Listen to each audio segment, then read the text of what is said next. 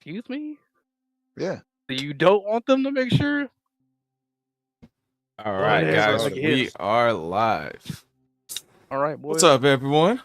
Welcome to the Great Nimbus Debates podcast, where we debate all the vague things and maybe some not so vague things, or anything that involves Dragon Ball Z. So, let's get into it. Intro.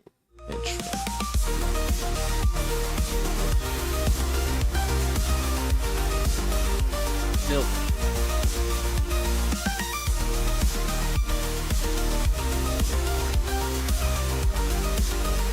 Even on my cell phone, the vertical podcast is like It looks bad. no, it's rotated 90 degrees.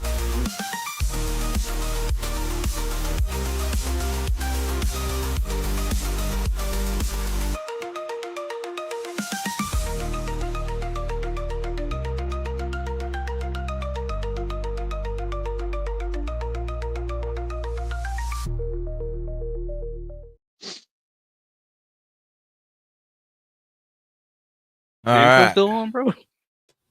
Yeah, it was still on. Now we're back. All right. Oh, what the hell? Intros. What is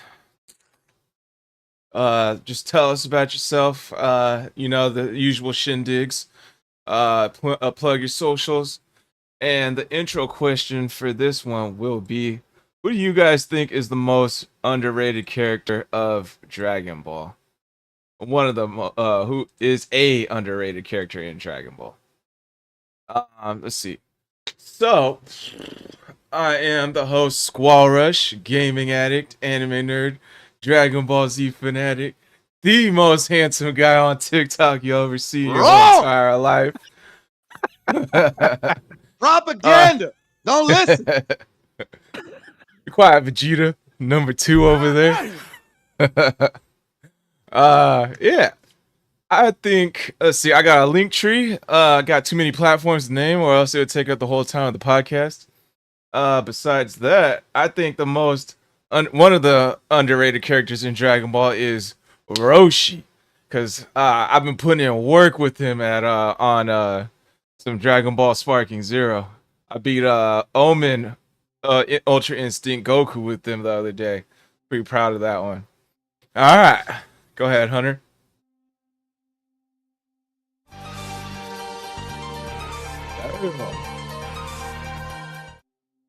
First of all, you need to stop lying about being the hottest dude on TikTok. You know damn good and well who I am. Second of all, everybody, you can find me on TikTok, the actual hottest dude on TikTok. My name on there is Hunter on Tick. I am what most people who know me really well would call a hilarious asshole. And can't really think of nothing else to say, to be honest with you. So the most underrated character in Dragon Ball Z, uh, I can't think of anybody but Bulma. Bulma contributes so much to our team, and no one ever brings her name up ever.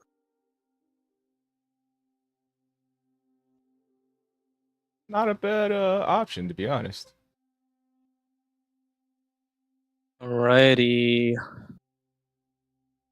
Oh, I'm 7 into 7. You can find me at Game Jolt, Rumble, and MeWe. It should lead you back to Rumble, my Rumble channel. And yeah. So my most underrated character, I'm gonna have to say Dende. Look, let's be real here.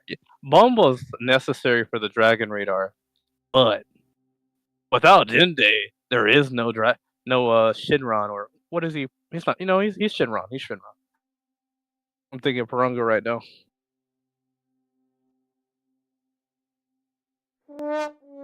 Where's the fucking one-on-one sound? Oh. What you got for me? What you got for me, sir?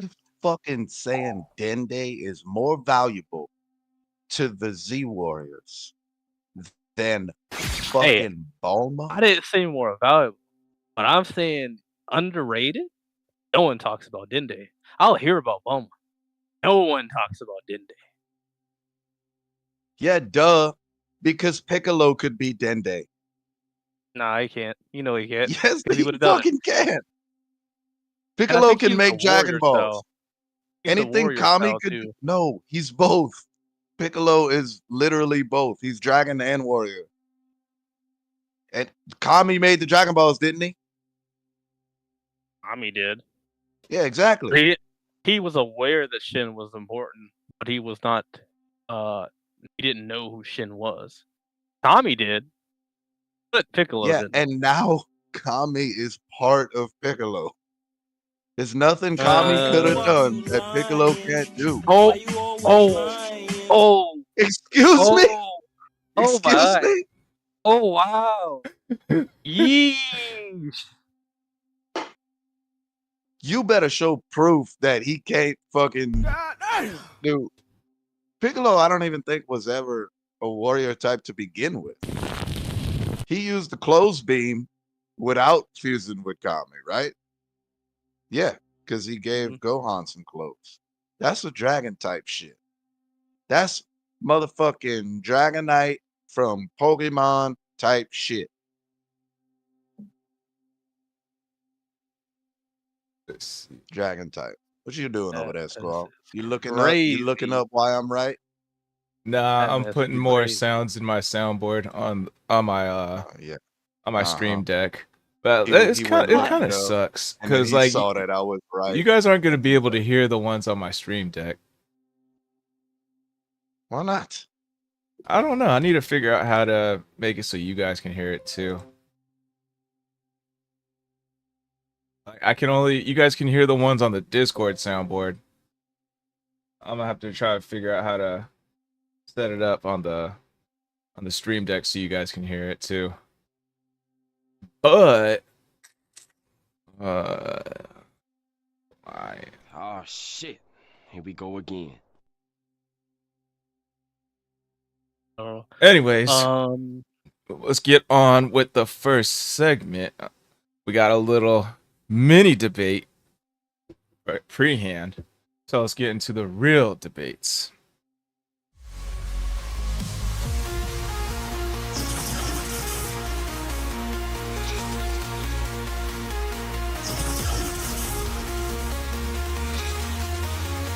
Okay, let's get on to it. Oh, I'm doing the intro, the segment video. All right, so let's talk about after the Saiyan saga into Namek saga. There wasn't much explanation on this, so I kind of wanted to see your guys' thoughts on this.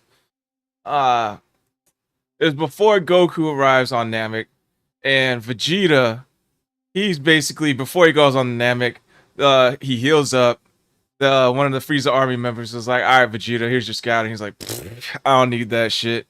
The Earthlings on Earth, they can sense ki, so I could do that too. And so he tries to start using it, and he kind of like over time learns it. But I guess I want to debate with you guys. Like, how do you guys think he learned it?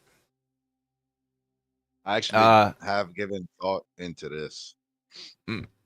Because I remember like not long after I watched the Battle of Gods movie, I went and rewatched Dragon Ball Z in the Team 4-star dub is what I call it because it's really that good. I call it a dub. Not a, but when Vegeta was on Namek, he was like he broke his scouter and he's like, I can sense energy now. And I think it was like Dodoria. He was like, how can you do that? And Vegeta's like, I don't know. So I was like, what the fuck? But we had said, like I believe word for word was there's something very special about this planet while they were on Earth.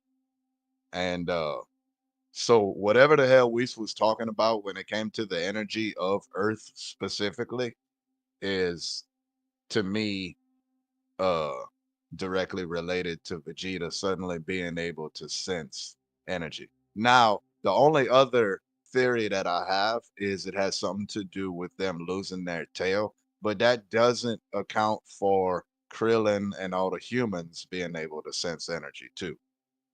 So I believe it's an Earth thing. Okay.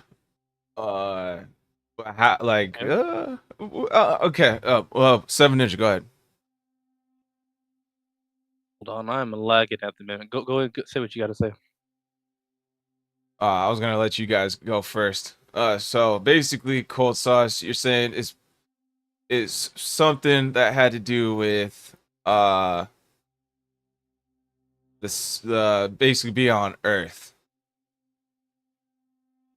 Yeah, and I mean, I know that that's like a terrible answer because that's part of the question, but like we specifically said there's something special about the planet's energy. And I just I really I don't have anything that can add. Like I don't have anything to really explain it. Like I could tell you my theory is that each planet has a different energy that manipulates or changes whoever's on it. Um, I would say that Namek's energy, planet Namek, manipulates and changes people into being weak-minded and pathetic because all them Nameks over there wasn't nothing compared to Piccolo. And even some moments that I've seen from Frieza on planet Namek, the way Frieza is described and the way we see him in other scenes, uh, compared to some of the things we saw him do, the leniency that he's shown on Namek, uh, you know, I could say it, I could see it, I could I'll accept it if it was said, you know, but there's really nothing like to explain that other than just lazy writing. Okay. So my idea is that correct me if I'm wrong, but I do believe the Z fighters were hiding their power before they approached Nappa. I think they did. Hmm. Um, and so Yeah. based on that idea, maybe Vegeta and Nappa saw, hey, their power raised out of nowhere. So then they lose their scouters. Well, they're like, okay, Vegeta's like, he's kind of a genius, and when it comes to fighting, right, to some degree. I would say, oh, they hid their power before, and then they raised it up. I don't know. Maybe I can do that too. You remember also they're getting used to like not using the scouter at this time. Their scouters blew up. They're not there anymore. So now they're gonna have to get used to sense or seeing if they can fight a fighter without him. I think this new sensation, because they do have key control, they can fly, they can shoot beams and stuff like that. I think this new sensation of like, hey, you know what? I gotta go kind of blind here, actually allowed them to be able to tap into feeling the energy levels. I think that plays a big role because even back in young Vegeta, he's still wearing the scouter back then, right? So I think that's probably the biggest issue. Like you learn skills fast. No, that's not what I'm trying to say. Like when you think about it, like someone who uses a chainsaw but has never used an axe isn't going to know how to use an axe. But if they see someone use an axe, they might be able to understand the process in order to use the axe over time. And so I think that's kind of what's happened with Vegeta. He's been stuck using the scouter for so long that like now that he doesn't have the scouter, he has to learn a new skill, and just maybe seeing that their power levels raised and stuff like that maybe affected his ability to do that. There could be even another way to look at it. He's probably felt it all this time and has always known it. But it's more like he's always had a scouter. So now his scouter blows up. Now he's got to really pay attention to it. My thing about that is that, like, if it's one of those things where, well, anybody who can control their key and stuff can have this ability. If that was the case, then I know for a fact Frieza would have been able to do it, because when they lowered their power level during the Ginyu Force, Captain Ginyu said, "Oh, how cute! They can lower their power levels." So they're aware that this is a thing that can be done, Mhm. and Frieza's the head honcho. There's nothing they can do that Frieza can't. Period. Like, just because he doesn't do all their moves, well, maybe not the body change thing, or the stop time thing. Well, could you imagine if Frieza could stop time? Anyway, no, but like I just and I hate to tell you that you're wrong like so quickly and easily, but it just it kind of what I just said kind of shows that, you know, now You did well. We are talking about Frieza that doesn't I'll like say this. It's because the question is it is in regards to how Vegeta can sense ki, not how people can lower their power level and shit, like manipulate Mhm, their own ki. So mhm, Vegeta, like Goku, is one of those characters that he can see a move once and figure it out. mhm. And so if he saw, I mean, not if, we know it's like we know that he has witnessed these Z fighters sensing ki. And so that might come into play as far as how Vegeta was able to pick up on it. That would actually be my best guess. But I still do think it has something to do with the planet Earth itself. So maybe being on Earth, whatever skill it takes to be able to see a move once and already pick up on it, maybe being on Earth has like it'll amplify that affinity that you have, because the first time we saw Goku do Kamehameha was the first time any one of us saw a Kamehameha. Master Roshi did it, and Goku was like, "Holy crap, that's a cool move," and then did it. And like that's Goku, but let's say Goku saw it and was on another planet, like Namek. He might have not been able to pick up on it if my theory is correct, you know what I'm saying? I I feel think like being that's on more of Earth. a. I think it's less of it being an infinity enhancer of Earth, and more of it being one of those like there's a lot of mentor to student kind of energy there, in a sense of Yeah, a student is come to learn. And if anything, that idea is there as a concept. It's all in their in their world in a way. I could see that idea, but as far as Whis picking up some kind of like affinity enhancer, I don't think that's true.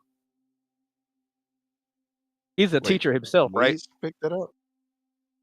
Like Whis, like I don't think Whis would pick up some kind of. I don't think Whis picked up some kind of affinity enhancer. I don't think he picked that up. I think Whis, as being a teacher himself, has could feel or see that the Earthlings were learning from the masters of their world, and he saw that. I could see that idea, but as far as there being like an affinity enhancer, I don't see that. From Earth, Yeah, I don't see that from like Earth. a setting But specific affinity enhancer. yeah, All right, let me throw you guys a little bone here. How do you guys think Goku learned to sense ki? I don't. I have no idea. I don't, So, same as I Vegeta. don't I have remember no seeing idea. anything. I researched this. Here, I'll show you guys. Share screen. So, if you guys can see this, Hmm? this is right after Goku took the the sacred water. I forget which water it was. Though not the fake water, the actual water that put Goku into turmoil for like half an episode or an episode. And after it was right before the fight before Demon King Piccolo, or right before the second fight with Demon King Piccolo. So he got beat up, went to Corn, got this water to get stronger to go back to fight Demon King Piccolo. And once he like recovers, he states right here, I can feel a huge demon power. Piccolo, he's over that way. What? You can feel it? And then basically this is how he learned it. And then so when I looked it up even further, like the sacred water he took unlocks like latent abilities, potentials. It's like a potential unlock of some sort. So that's how Goku learned it. So knowing this now, what's your guys' thoughts on like the whole sacred water, what it does, and how does this affect you guys? Your thoughts on how Vegeta learned? If it did that, and like they gave us a reason that specific on why Goku learned it, and then later we see every Z warrior use that skill, then I'm chalking it up to lazy writing and nothing else. Because you can say, oh, Krillin probably drank the water too, and blah, blah, blah. But we all know that Vegeta ain't never drank that water. My only idea with this would be like maybe there's this idea of breaking a certain limit, and for every fighter it's different. That's my guess here. Is that like Goku he drunk a drink, but this is basically his potential unlock. But then like the other Z fighters unlock their potential, manually. And so maybe that's working that way. Vegeta is working with Zenkai Boost. Maybe the Zenkai Boost itself did it. There's that possibility. But that's kind of up in the air. It's very flimsy. I wouldn't walk across that bridge.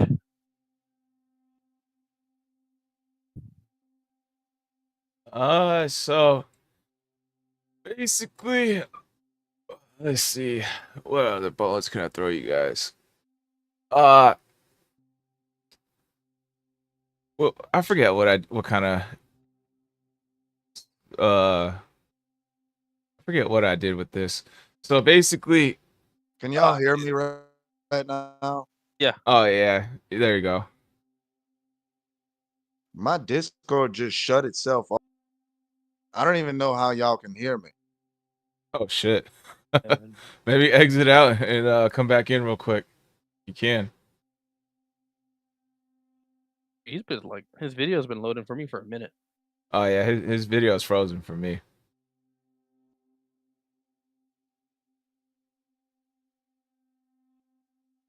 We can wait for him to come back.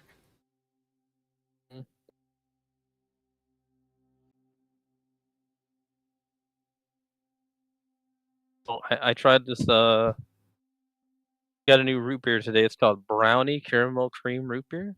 Oh shit. I wouldn't get it again, but I didn't hate it. I didn't hate it, but I guess I'm not really into cream sodas. It wasn't bad. I could drink it again, but I wouldn't actively get it myself. Unless I'm just looking for something different. Root beer is kind of a cream soda. I can see that. All right, well, we're waiting for Hunter to get back. Oh, God. I saw one at a Cracker Barrel. It's like, I thought it was legitimate beer, but I was like, you wouldn't sell this beside like the soda aisle. That wouldn't make sense. So I was like, yeah, I might grab this. I haven't gotten it yet, but it looks like what you think like beer looks like, or not beer. It looks like a light yellow liquor. That's what it looks like. I was like, what is that? I might try it. I might try it. I ain't worried about it, but I'm just like, ugh. I don't think they would put that there. But average root beer bottle's like brown. I'm like, what's going on with that? What? Oh, chat. We got a special birthday today. 7 Ninja's birthday. Woo! Hey. So, Appreciate it. if there's anyone in the chat, please hit the chat with a happy birthday. That'd be greatly appreciated. He turned 21 today, guys. He can drink legally. I remember my first beer.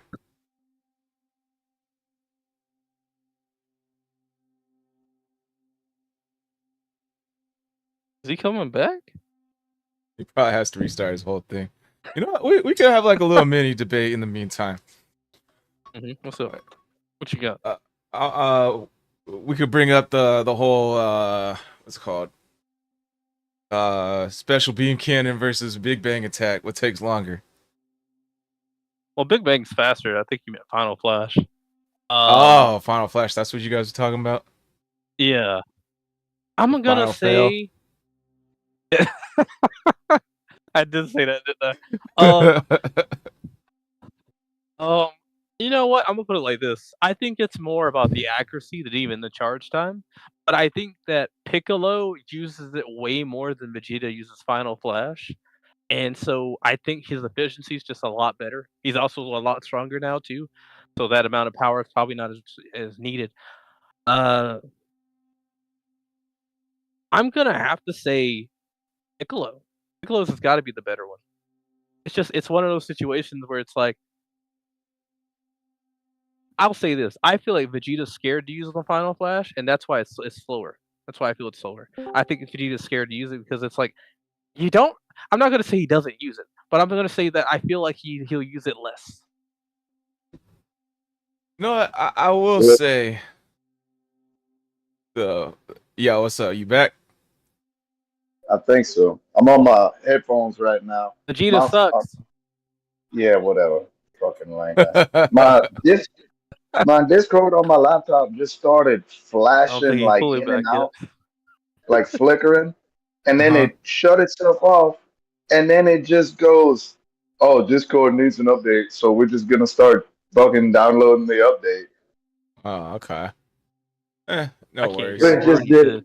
Hold on, I'll be back. You can't hear him? Oh shit, he can't hear you. He'll be right back. Yes. All right. Say something. What you want me to say? Hello.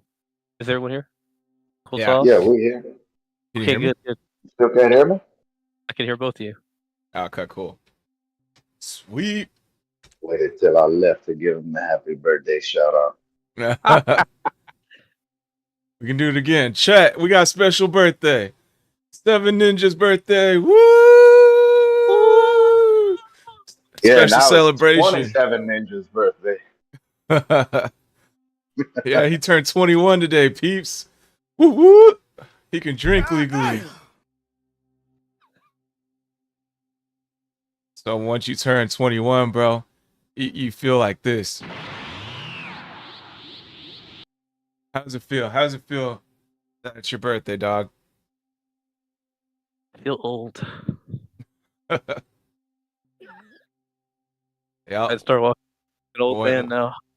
Once you hit 21, all the birthdays after that. Well, actually, nah. It was like once I hit like late 20s, that's when I started feeling like, oh, I hate birthdays. Honestly, at some point, like if I'm being real with you, if I wasn't reminded by someone else, I would have completely forgot about it. I ain't lying. I don't think about it. It just happens. It's kind of like 21.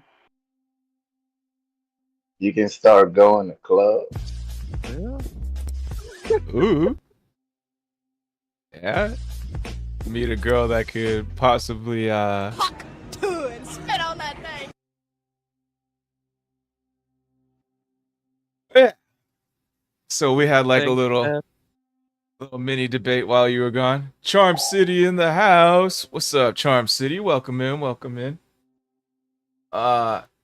Yeah, we were having a little mini debate between Final Flash and Special Beam Cannon while you were gone. In the meantime, while we get back to the how did Vegeta learn the Sense Key. Let's see. Well, since you're back, did you have anything else that you wanted to add on the whole how Goku learned Sense Key, Hunter? I see a exclamation point by his. Yeah. It disappeared. Yo, Hunter, you there? Yeah. There we I'm go. here. I can. Well, he got quiet. My laptop connected. You can't hear him? I could hear him, but he's a lot lower now. Oh. My laptop had connected again. All right. So now I'm back on the laptop. Did you have anything to add on the whole how Vegeta or how Goku learned? Well, you said that the water was known to unlock latent abilities, and Goku drank it, and he was like down for the count for like a couple of days, so it messed him up and blah blah blah.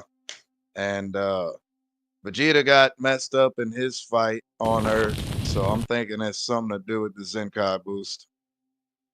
But that doesn't explain how all the humans and everything can do it too. Yeah. If it was a Zenkai boost, he would probably like mastered it right off, like as soon as he was done with the fight with Goku. But since as soon as he hopped on Dynamic, he kind of was feeling it out. He had like the sense of like I can feel it, but I'm not really sure. Like there was that time where he didn't know Gohan and Krillin were on Namek, and he was like, I can feel something. Is it over there? And then like Krillin and Gohan, they were like hiding behind some rocks. They're like, ah, shit, he knows. All right, fuck it, YOLO. And then they started running out behind the rocks, and then that whale came out, and then whoosh, came through the water, and then like Vegeta was like, oh, okay, that's probably what I sensed. All right, well, all right, I'm out of here then. So he didn't fully mastered it, but he had a good grasp on it. So I don't think it was due to the Zenkai boost.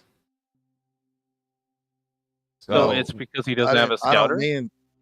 I don't mean that the Zenkai boost specifically gave him the ability. Goku got it from something that unlocks a latent ability that put him down for the count.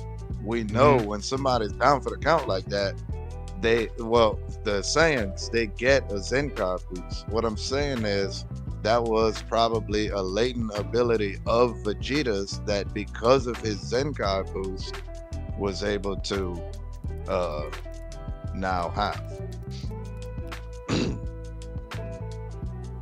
I'm gonna take the Saitama route here and say like he broke his limiter in a way, and so everyone has the ability to sense ki has broke their limiter in some form of way, and I think that's what's going on here.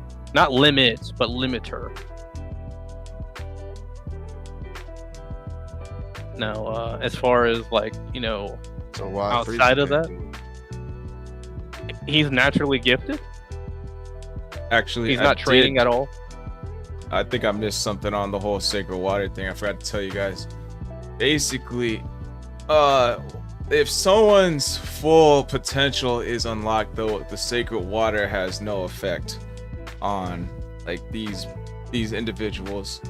But since like we've seen like time and time again, people's potentials keep increasing as more episodes come out. So I guess this really means like once someone's like reached a certain strength, the sacred water would have no effect on people, on this person, since Goku was weak enough, like at the time, the sacred water actually affected him and gave him a potential unlock, versus Vegeta when he was first introduced. Let's say he took the sacred water, I can't see the sacred water actually affecting him. He would be too strong for it. So what do you guys think about that? The thing is, though, is that we're talking about what is the limit of Vegeta at that time. I don't truly think Vegeta at that stage would have been at his maximum limit. I think if anything, I don't get the impression he trained like that either. That's canon information. Saiyans have no limits. But he doesn't. I wouldn't say he trains like that either. I think he was just getting stronger after taking over planets. and maybe fighting that way. So his limit for that kind of style, I don't think he reached that.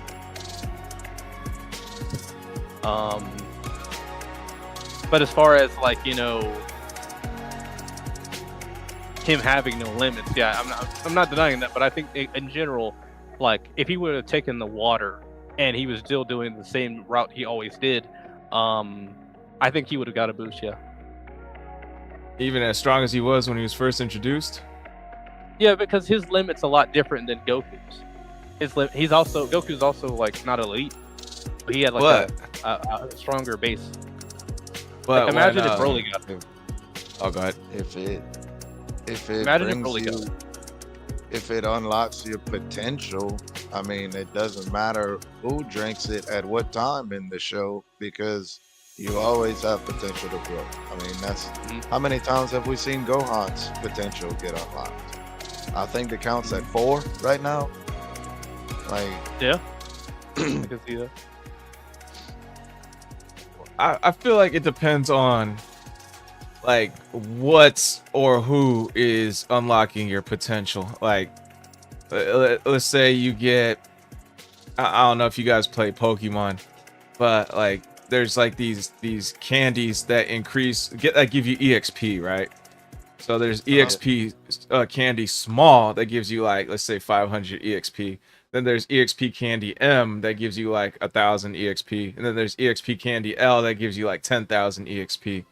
Like if I had to like put it in Dragon Ball terms, Sacred Water is like an EXP candy small versus Guru is like an EXP candy M, and Elder Kai unlock ability, or the old Kai is like EXP candy L, you know? That's kind of how I see it.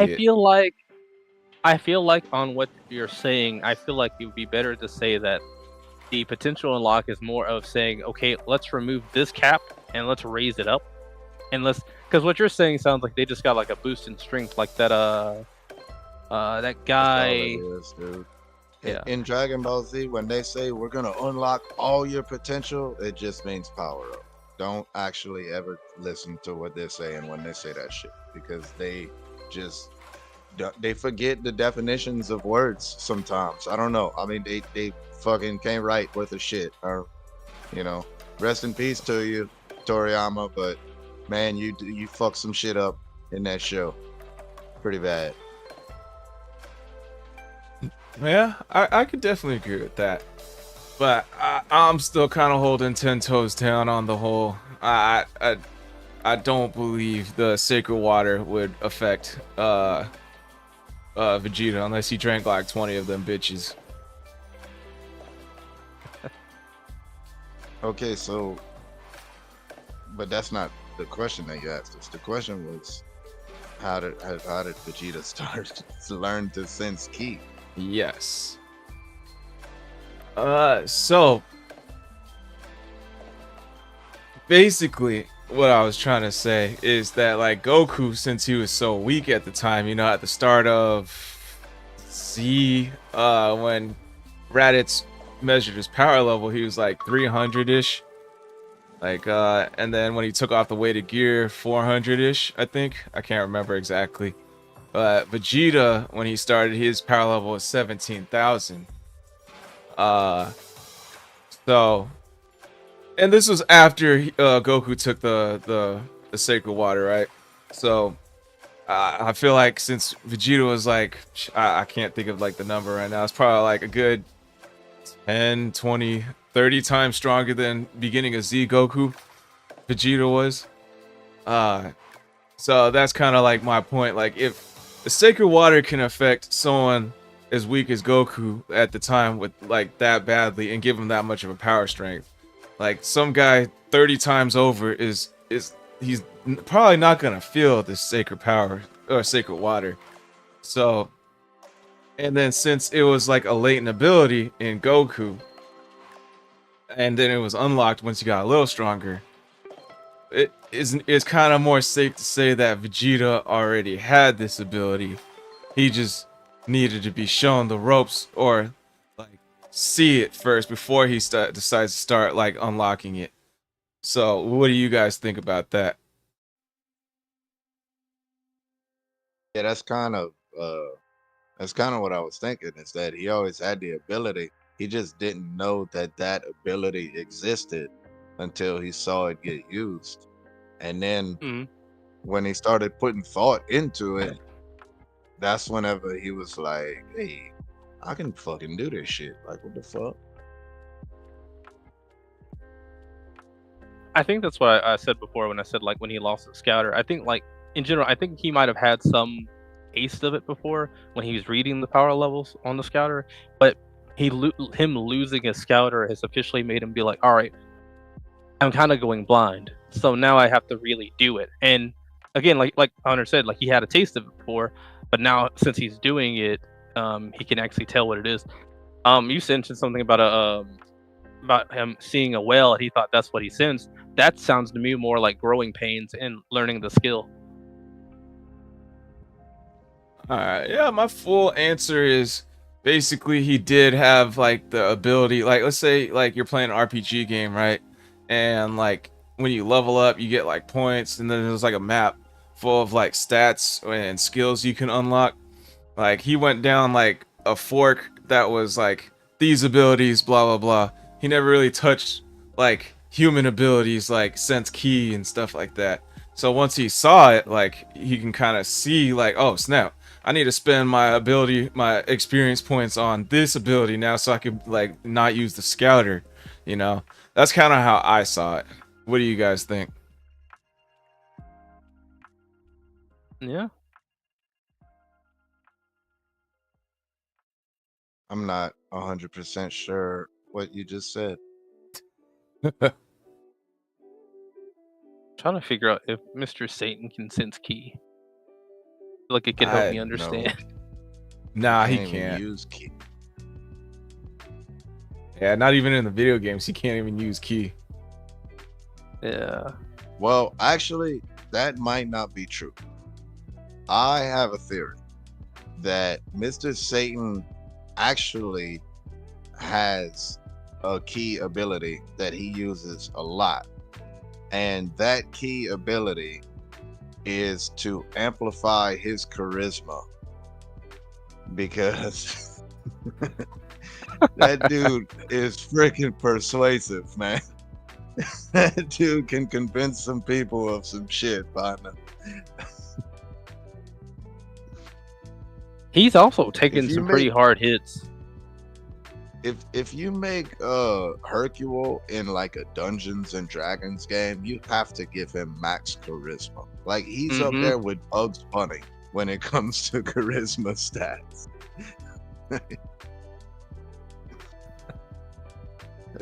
Mr. Hercule could sell water to a fish. That's all I'm saying.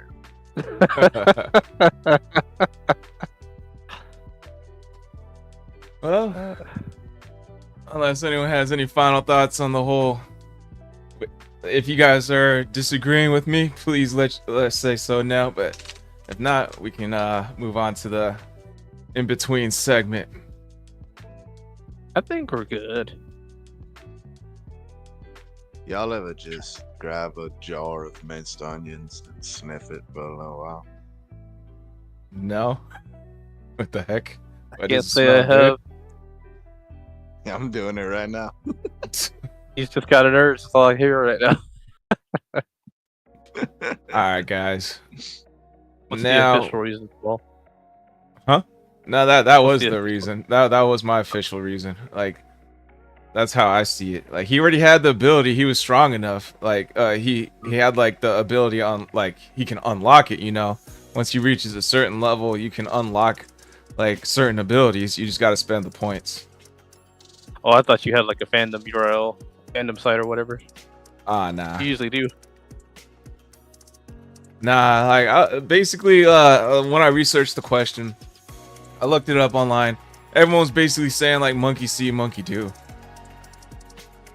So, fuck Future Trunks, man. What does Future Trunks have to do with this? Nothing. Go on. Fuck that dude.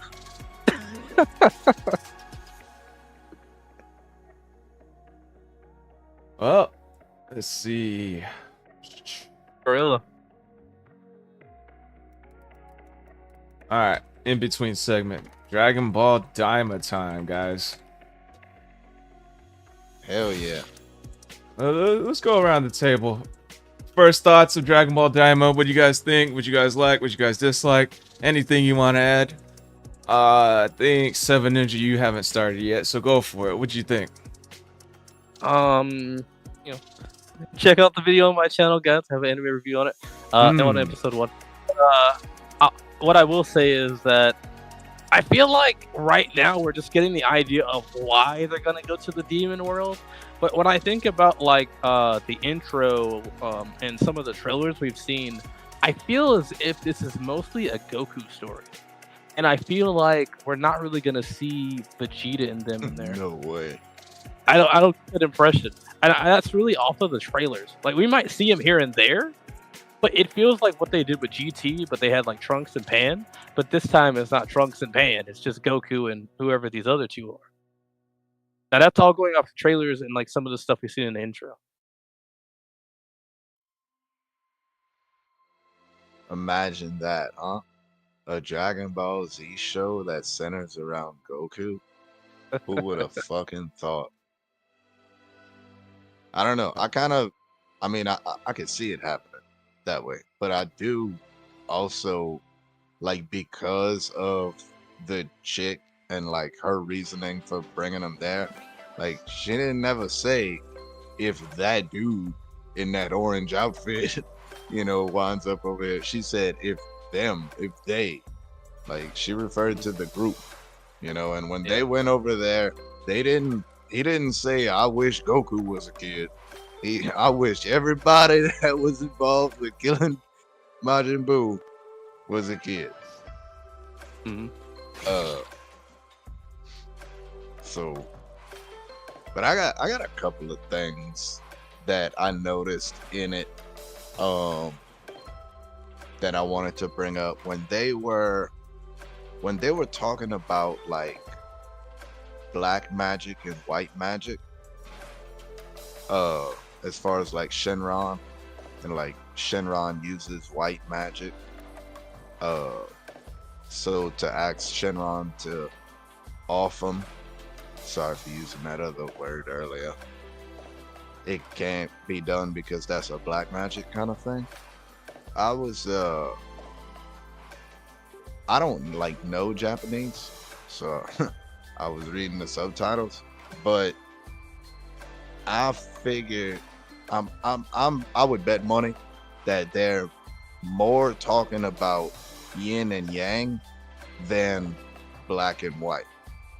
And I think that's going to confuse a lot of people because over here in the West, we have black magic and white magic. And because of Remy Laveau, the voodoo queen of New Orleans, God rest her soul, we have gray magic. And these are all things that are like have rules and stuff with them. But compared to yin and yang magic, which we see be explained in Naruto, it's a very different concept. And so I'm interested to I'm excited to watch the fans argue about it for sure. Also, just in case there's any anime fans that's like under like 25 years old listening to this right now, Dragon Ball Daima is the greatest anime of all time, period. Fuck all you young motherfuckers. I've been seeing that shit. They've been like, they mad that people are saying Dragon Ball Daima's the best of all time. I don't want to hear it. All right. I'm not gonna, like, I don't want to say it's the best of all time because it's only one episode, but I'm gonna say it anyway because for the last like 10 years, I've been having to listen to you disrespectful motherfuckers talking about Attack on Titan is the best anime of all time. Jujutsu Kaisen is the best anime of all time. My Hero Academia is the best anime of all time. No, Dragon Ball Z can't be part of the big three. It's not even that good. No, Dragon Ball Z sucks. No, this and that. Shut the fuck up, you disrespectful fucking kids. Shut up. Dragon Ball Z is the best anime of all time. Dragon Ball Super is the best anime of all time. Dragon Ball is the best anime of all time. Dragon Ball GT fucking sucks. Dragon Ball Daima is the best anime of all time. He says that now. What if it flops? All right, Logan, you came in late. We're kind of discussing over a Dragon Ball Daima episode. What our thoughts about it? What we like, dislike, anything we want to add to it. So what are your thoughts on it? Shit. I'm assuming you saw it. So yeah, I watched it last night. Logan. So good timing. Logan, hold on. Right before you go, I'm pretty sure Daima translates to demon. Demon I magic. just wanted to throw that out there. Demon or Demon World, I believe. It's a mixture between like a demon and magic. So that's die and then maho as in magic, and I forgot what the full word for demon is, or like whatever. Your intro? They were explaining. They kept saying Daima like when I was watching it in subtitles, and then like when I looked at the subtitles, it'd say like demon or demon world or something like that. So I'm assuming it's Demon World, maybe. I think it's one of those contextual words, like you can use it in different contexts. Your intro? Oh yeah, everyone, this is Logan. But go ahead, I'll let you take the floor away. Tell us a little bit about yourself, plug your socials, and who is an underrated character in Dragon Ball for you. Okay, so what's going on, guys? My name's Logan. I currently actually just changed my YouTube handle. It is now GUZXMAN_Florida, but it's not the entire word Florida. It's just FL. So go check me out. I just uploaded a couple Sparking Zero videos. I'm actually currently number 700 in the world on PC right now. So I'm trying to get to number 1, but it's pretty hard when you got guys playing all day. So it is how it is, but we'll get to that number 1 spot soon. Hosting a Sparking Zero tournament, $10.25, $200. First place winner gets $150 plus a Vegito hoodie, custom made by yours truly. But yeah, that's pretty much it. Just go check me out over there and join the Discord in my channel bio so we can get a pretty big size tournament going. And as for an underrated person in Dragon Ball, like, are we talking about the entirety of Dragon Ball? Yeah.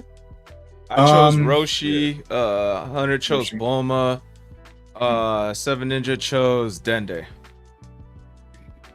So I was gonna choose a movie character when I was doing my whole intro. I was gonna pick Tapion, but I think I'm gonna leave movie characters out. I'm gonna have to say I think that it's hard. It's either between Android 17 or it is between Yamcha. I'll start with Android 17 first. Android 17 was the MVP of the tournament. Sure, Goku got his Ultra Instinct, and yes, like they probably wouldn't be there if Goku got knocked out. But consider also right before Goku got mastered Ultra Instinct, 17 had to quote unquote sacrifice himself to protect Goku and Vegeta so that they can get one last stand against Jiren. So, and also if 17 didn't make that wish, Zeno would have wiped out every single universe. So I think that also kind of plays in to effect, because I put anybody else there, like what are they gonna other than maybe like Piccolo, I think maybe would have like wished the same thing. But I think Android 17, with him being like a park ranger, and now he like kind of has like this Android 16 perspective about life and animals and stuff, that kind of came back to him, and that he wished the last, what was it the 11 universes back. So I think that's like he's totally MVP. But as for Yamcha, I gotta say Yamcha was a pretty big powerhouse in just Dragon Ball. I think he was like pretty much right up there with Krillin and Tien. He didn't really get power cliffed until like the beginning of Z, but even then I think Yamcha can still hold his own. As we've seen in the Moro arc, he went against the prisoners and was doing pretty well. He fought with the Z fighters when Frieza came back down to Earth in Resurrection of Frieza. So I think he's done a lot of good too. So yeah, I gotta say Yamcha is kind of underrated. He's also pretty underrated in Sparking Zero right now too. So find that. But yeah, that's my answers. All right, huh? All right. Dude, what is your thoughts if on you're Dragon Ball Daima? Oh, go ahead. Dragon Ball. You saying something? Yeah, go ahead. if you're 700 in the world, you should teach Squall some stuff. That dude's been struggling on that game. Oh, real? Yeah, bro, I got you. Yeah. For me, I'm on a, I think it's 60 fight win streak right now. So, I went up. I was 7,000 at the beginning of the day, and now I'm top 700. So that's what, like 6,000 something places I've gone up in the world, and as the world I mean the PC, because until crossplay really comes, we don't really know who's pound for pound. So there is gonna be crossplay. I think so. I don't see why they wouldn't do it, to be honest. Bandai Namco already has this thing where you can just sign into like a Bandai Namco account. So if they implement that into being a crossplay system, kind of like how Rainbow did, Rainbow Six Siege is what I'm talking about, I think it would be pretty good for every community. There's no disadvantage too. It's not like, I mean, other than like, I guess my computer running a little bit better than the consoles, but even then, like, you don't have so much of an advantage where, you know. Yeah, because I feel like they dropped the ball there, not making it crossplay. Yeah, I think that's just how. I think it was a console thing, as they said. It's the same thing they said with the split screen before they implemented that, was that they couldn't add split screen because the consoles didn't really want it, because they wanted to have more consoles being bought. So that's why they didn't do it. But after the backlash that we've given them, they gave us split screen on Hyperbolic Time Jammer. All right. Oh, I like your shirt, Squall. Oh, thanks. I like it too. I like yours also. I appreciate it. You have the King Kai in the back? I actually do. Yeah, but oh, real? Mine's faded. Oh, okay, I can see it. Yeah, real. That's kind of funny how we pretty much wearing the same shirt. Yeah, Hunter's gonna hate us. Call us Goku Blazers. Hey, Goku's the best. Hey, Vegeta said it himself. End of Buu Saga. It's not even my words; it's his words. Just admit it, I Hunter. feel like I think I might have missed that episode. I don't know. All of a sudden. Yeah. But as for the first Daima episode, I mean, man, I was really excited for it. I honestly think that like Daima is going to be something that, like, it's going to be pretty much better than anything we've seen in Super. I kind of wholeheartedly say that. Maybe except for Broly, because Broly is probably just like top 3 anime movies of all time for me. So like that movie was just so good, like everything from the beginning to the end. But I think Daima is going to be something worthwhile for sure. The animation of the flashbacks from the Buu Saga, oh my god, they look so good. If I can get that, like, but the entirety of Dragon Ball Z, like, re-one, they might do it in like 15 years or like 20 years, like once the like Dragon Ball Kai and Z's animation kind of gets like a little more outdated. I think they might do that. So I'll probably look out for that. But yeah, the flashbacks were great. Oh my god, like boner sauce all over the place. As for I really liked TikTok. Oh, real. Yeah. Oh no. TikTok didn't hear anything. But yeah, it was really great. I didn't not like how the first episode was just world building, where now we know, spoiler alert by the way, that the Kai that's helping the now Demon King, he's actually the brother of the Supreme Kai, Shin, and the like outside the main Universe 7. And he also has another sister. I really like this world building because, like, we've seen the universe like drawn by Toriyama so many times, but we're like, you know, we always see the demon realm at the end, but we're like, what is the demon realm? Like, the only thing we got from the demon realm, like any series, was like, it was Dabura. That was literally the only thing. Dabura and Babidi and Buu, I think. What about Janemba's realm? Janemba's realm is he was in heaven. He was a little kid working in heaven, and then all the evil from out all of history exploded, and then Janemba mashed heaven and hell and all the other dimensions together. Oh, yeah, gotcha. Right. But yeah, it was a Hitler. Yeah, they did. Yeah, that is true. I cannot believe that was like, if that movie was canon, like I guess Hitler happened in Dragon Ball. So I guess that Earth is not too far fetched from ours. I guess so. If you guys really want to go Super Saiyan, I'd try it now. I saw a dude on YouTube try. I saw a dude actually really put effort into trying it, and it was the exactly kid. as funny The as kid. you think it is. Yeah, With the he like glasses. started rolling his eyes back and shit, and then he like must have believed he did it because he was like, "I am Super Saiyan 3." It's like, hang on, but Yeah, we're like, you skipped. or at least yeah. I noticed from the music. I was like, you skipping a couple steps, dude. Like I don't like Goku can't even do what you're doing. Like That is crazy. Yeah, but I did want to say great about first episode. Daima that I really like the motivation on like why they came to Earth and like started conflict with us. A lot of times the reasoning for conflict that we get from our Dragon Ball Z villains just feel really shoehorned in and forced, you know. And with this one, it's like that makes sense. Like if I was them, I would have said do that. You know what I'm saying? So I know he wants to get the third eye that's supposed to make him really powerful. To what degree powerful? I don't know. I remember he wanted to turn them small so that they would be weaker. The thing is, he just made them younger, but I don't feel like Goku's weaker. I don't get that impression. I mean, I know that's why he did it, but I still don't think he's weaker in my eyes. Did they ever mention the third wish? Yeah, I can't remember. No. He did. So. He did. Oh, did he? Yeah, he did. It was he promised that Namekian another 1,000 years of life. Oh yeah, you're right. Because that's the whole reason they brought the Namekian to Earth. Yeah. Yeah, and I agree, Ninja. I don't think that like even if they do get weaker, they're still gonna be much strong enough to deal with any of these people from the demon realm.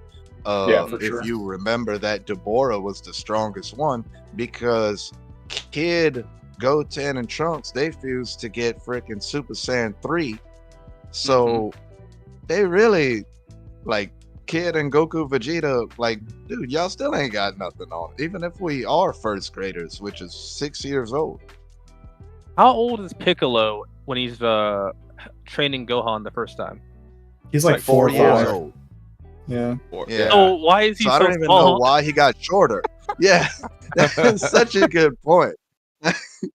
I think it's because I think it's like the biology of like the Namekians. I think probably like in a year, like if he stayed like that, like in the Wish in a year, he'd probably be back to the same size, to be honest. Yeah. Here's another question. Why does he know what a first grader is? Who? For real? Who? The demon guy or Piccolo? So they probably got schools over there, bro. That was my first thing, because like in the demon realm, y'all start y'all kids, first grade is 6 years old. Like, what if sixth grade is 16 years old in the demon realm? Like, you know what I'm saying? Like, true, yeah, because they're not like humans, so like Piccolo is a Namekian, so like he has a crazy like lifespan to where like he can grow in a year. So it's kind of weird to say that, like like how old do these demon realm people get, or like how long do they live, like how fast do they grow? So I could see that as well. The Kais are demons. The Kais are demons. What do you mean? Every Kai is a demon. Remember, younger Kai, Shin's brother said like, you got pointy ears, you're a demon. And the Kais are demons. Wait, I was kind of confused I think about that. Yeah, I think in Super, like they said that like the Zeno made the Kais. Okay, yeah, because I can't really see Namekians being demons. I thought they were just aliens. Well, they are. Namekians are descended from demons. That's what the dude said in the show. Didn't they have the demon clan in the Namekian? In the Namekians, in Namek? yes. They have the demon clan. He said that there are Namekians that are descended from demons. That's why Dende has pointy ears. So Namekians that have pointy ears are descended from demons. So if there's a Namekian that doesn't have pointy ears, obviously is not descended from demons. But I don't remember I don't seeing remember any seeing Namekian. Namekian without pointy ears. Okay, I feel like that could be possible. That's some crazy backstory with that, but it's just crazy that it's brought up now, or like in this little side series, you know. It could be cool. Now, But in Dragon Ball Super, have we seen Supreme Kai? yes, in the Goku Black arc. Okay, and he has he doesn't have a mohawk. He has long hair, so he's still fused with Kibito. They yeah, they separated in the Super arc. No, they separated in Daima. They separated in Daima also. And Daima's before Super. Exactly. So, well, let me say this. I'm not. No, we know for a fact sure. it's before Super. We do know, and I'll tell you why. Because the Dragon Balls were still stone. It takes 1 year for that to happen, and it was more than a year whenever Beerus showed up. Gotcha. Hold on. A lot of stuff happened in between that year. A lot of stuff happened. I never really gave my opinion on the episode so far. I think Dragon Ball Daima looks really good. Like what Logan was saying, like when they did the recap, they reanimated the whole thing. Looks great as hell. When they did the whole Goku versus Vegeta sparring, like that whole animation part was just amazing as fuck. So we got like a little taste of what like the rest of the series is gonna look like. Hopefully it stays the same. Like you know, usually they have like the first episode and the last episode be the best animation. But since this is a short 25 episode series, I feel like they had so much more time, you know, to prepare for this versus like the beginning of Super. Like I feel like they had time to like do this with like all the episodes. So I'm hoping this is what it's gonna look like moving forward. I think it's gonna. Let's see, story-wise, I'm liking the story. There's a couple things I saw online over the past couple weeks. There was like an Instagram thread post where one guy was saying that like Dragon Ball GT is actually canon, and some guy actually put like the receipts, like he posted a picture of like is Dragon Ball GT canon, and they actually made Dragon Ball GT canon starting last year, which kind of contradicts the whole. I don't know how that's gonna work because Supreme Kai and Kibito separated in Super, but they're still together in GT, so that's kind of confusing. But and then there's like another guy called Saiyan Scholar on YouTube who does a lot of like YouTube videos for Dragon Ball, and he like dig deep like for these videos he does on like the whole, like he goes through like the Daizenshu's, he does like YouTube research, online articles and stuff like that.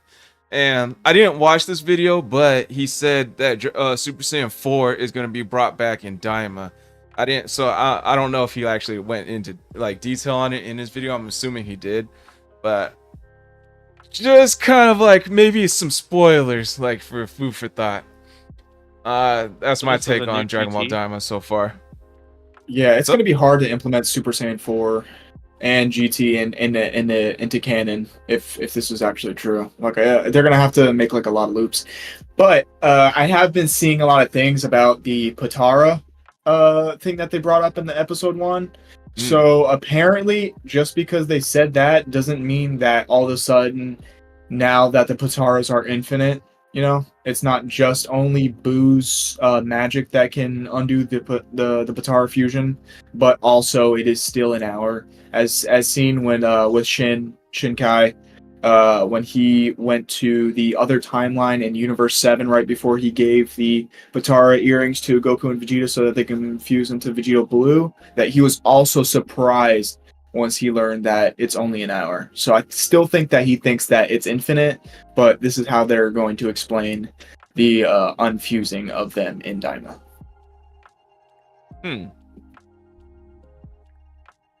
Of who? What do you mean? Supreme Kai, or just everyone, and using Patara earrings. Supreme Kai told Goku that the way that they unfused was they asked Boo to absorb them and spit them out. Yeah. What I was saying is that doesn't mean that the fusions aren't now an hour.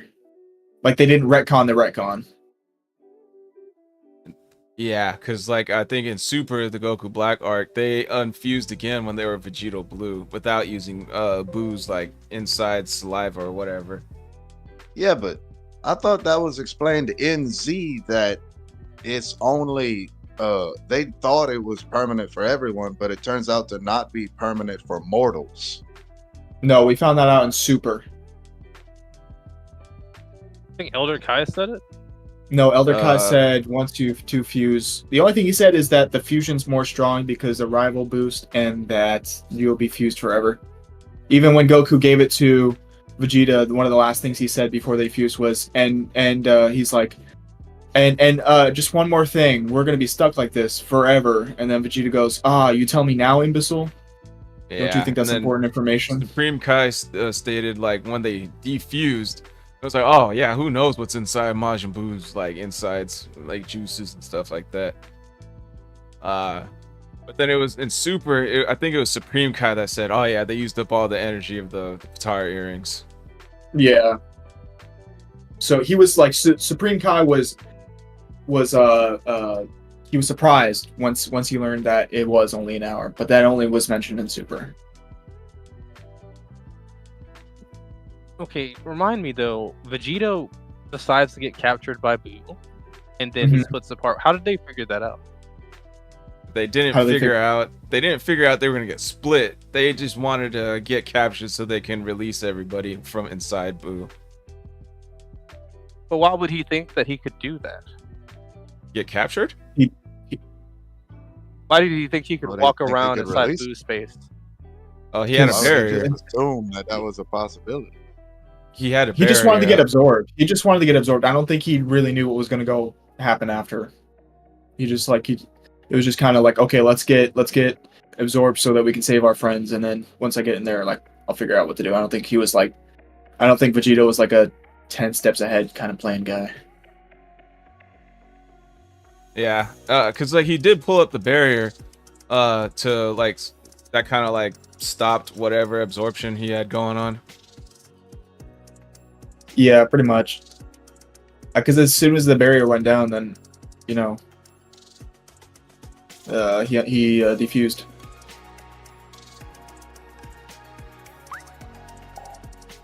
Well, okay. If anyone else has anything on Daima, I think we can go on to segment 2. Oh no, I don't. What do you expect to see? What do you guys expect? Who, other than Goku, what other Z fighter do you think is going to be a part of the main story? I don't think Gohan's going to be in. I think they left him out.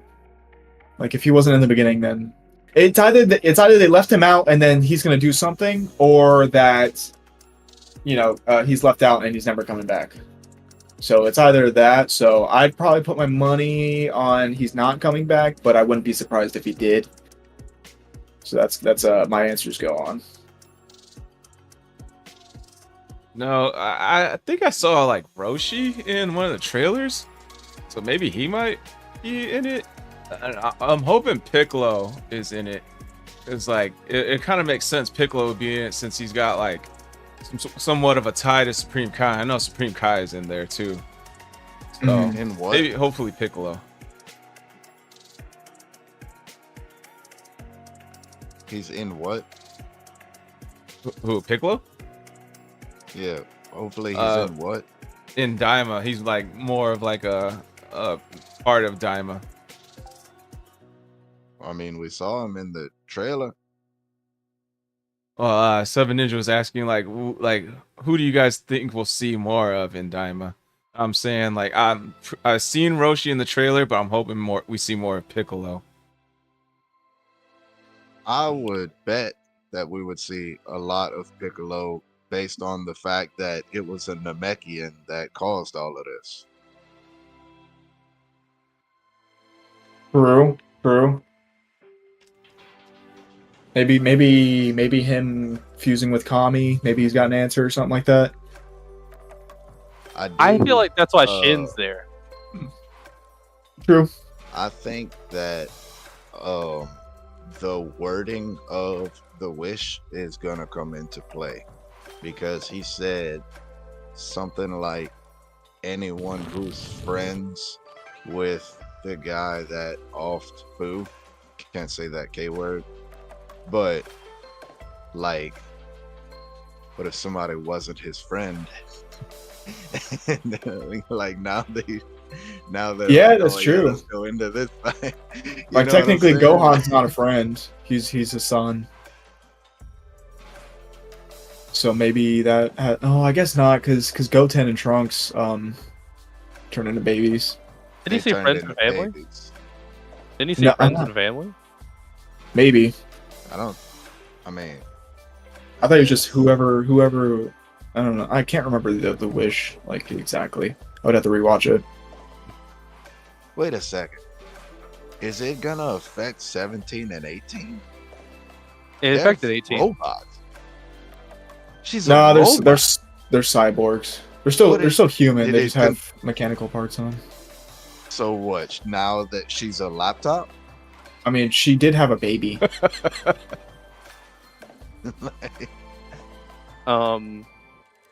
Well, I got a picture in the voice chat, text chat. If you guys want to see the guys that got turned younger. I want to say that I would believe. Weird.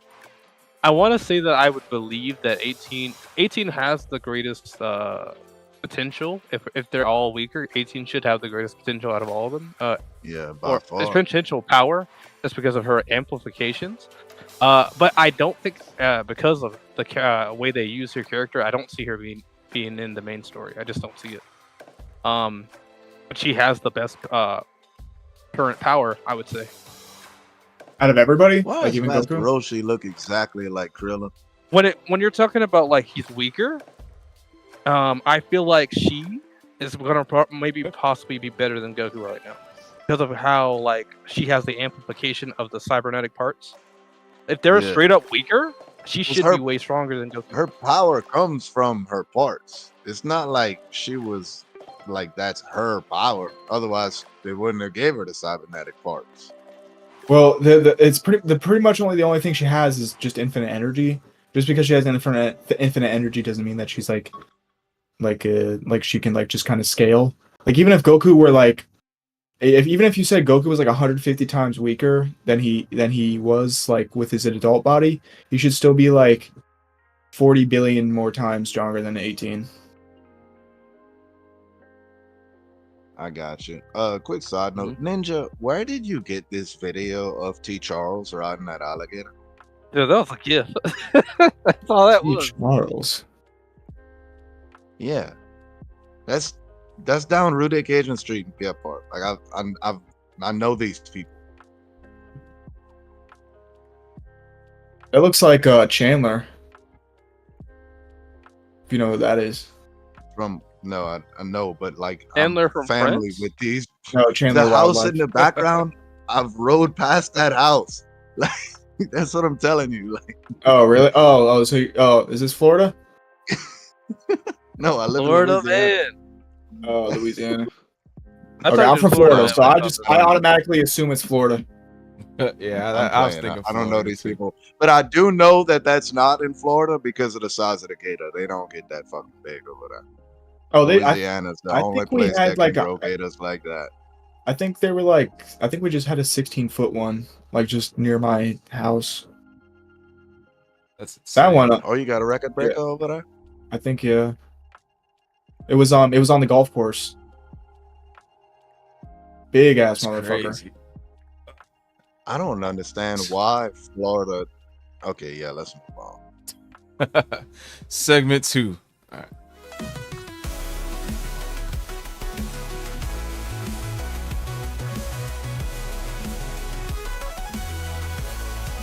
I was playing, by the way. I don't know what that is. True. I was like, bro. I think that's Charles, or not Charles, fucking Chandler. All right. That looks fun though. I'd do that. And we're back. All right, guys. So I decided to switch it up. Segment 2 is your guys' questions, and then segment 3 will be the chat's questions. All right, so we can start with Hunter first. You got a debate idea for us? For Dragon Ball Daima? All right, just anything in Dragon Ball. Oh, okay.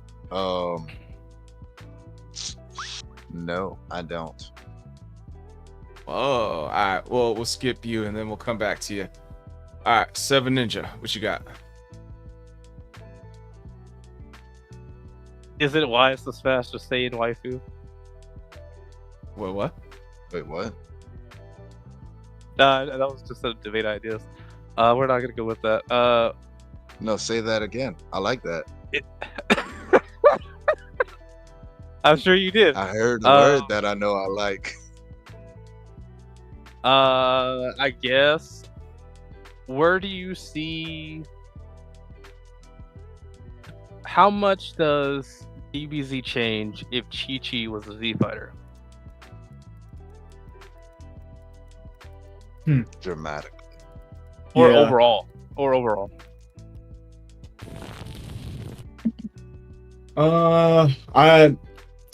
That's a good question.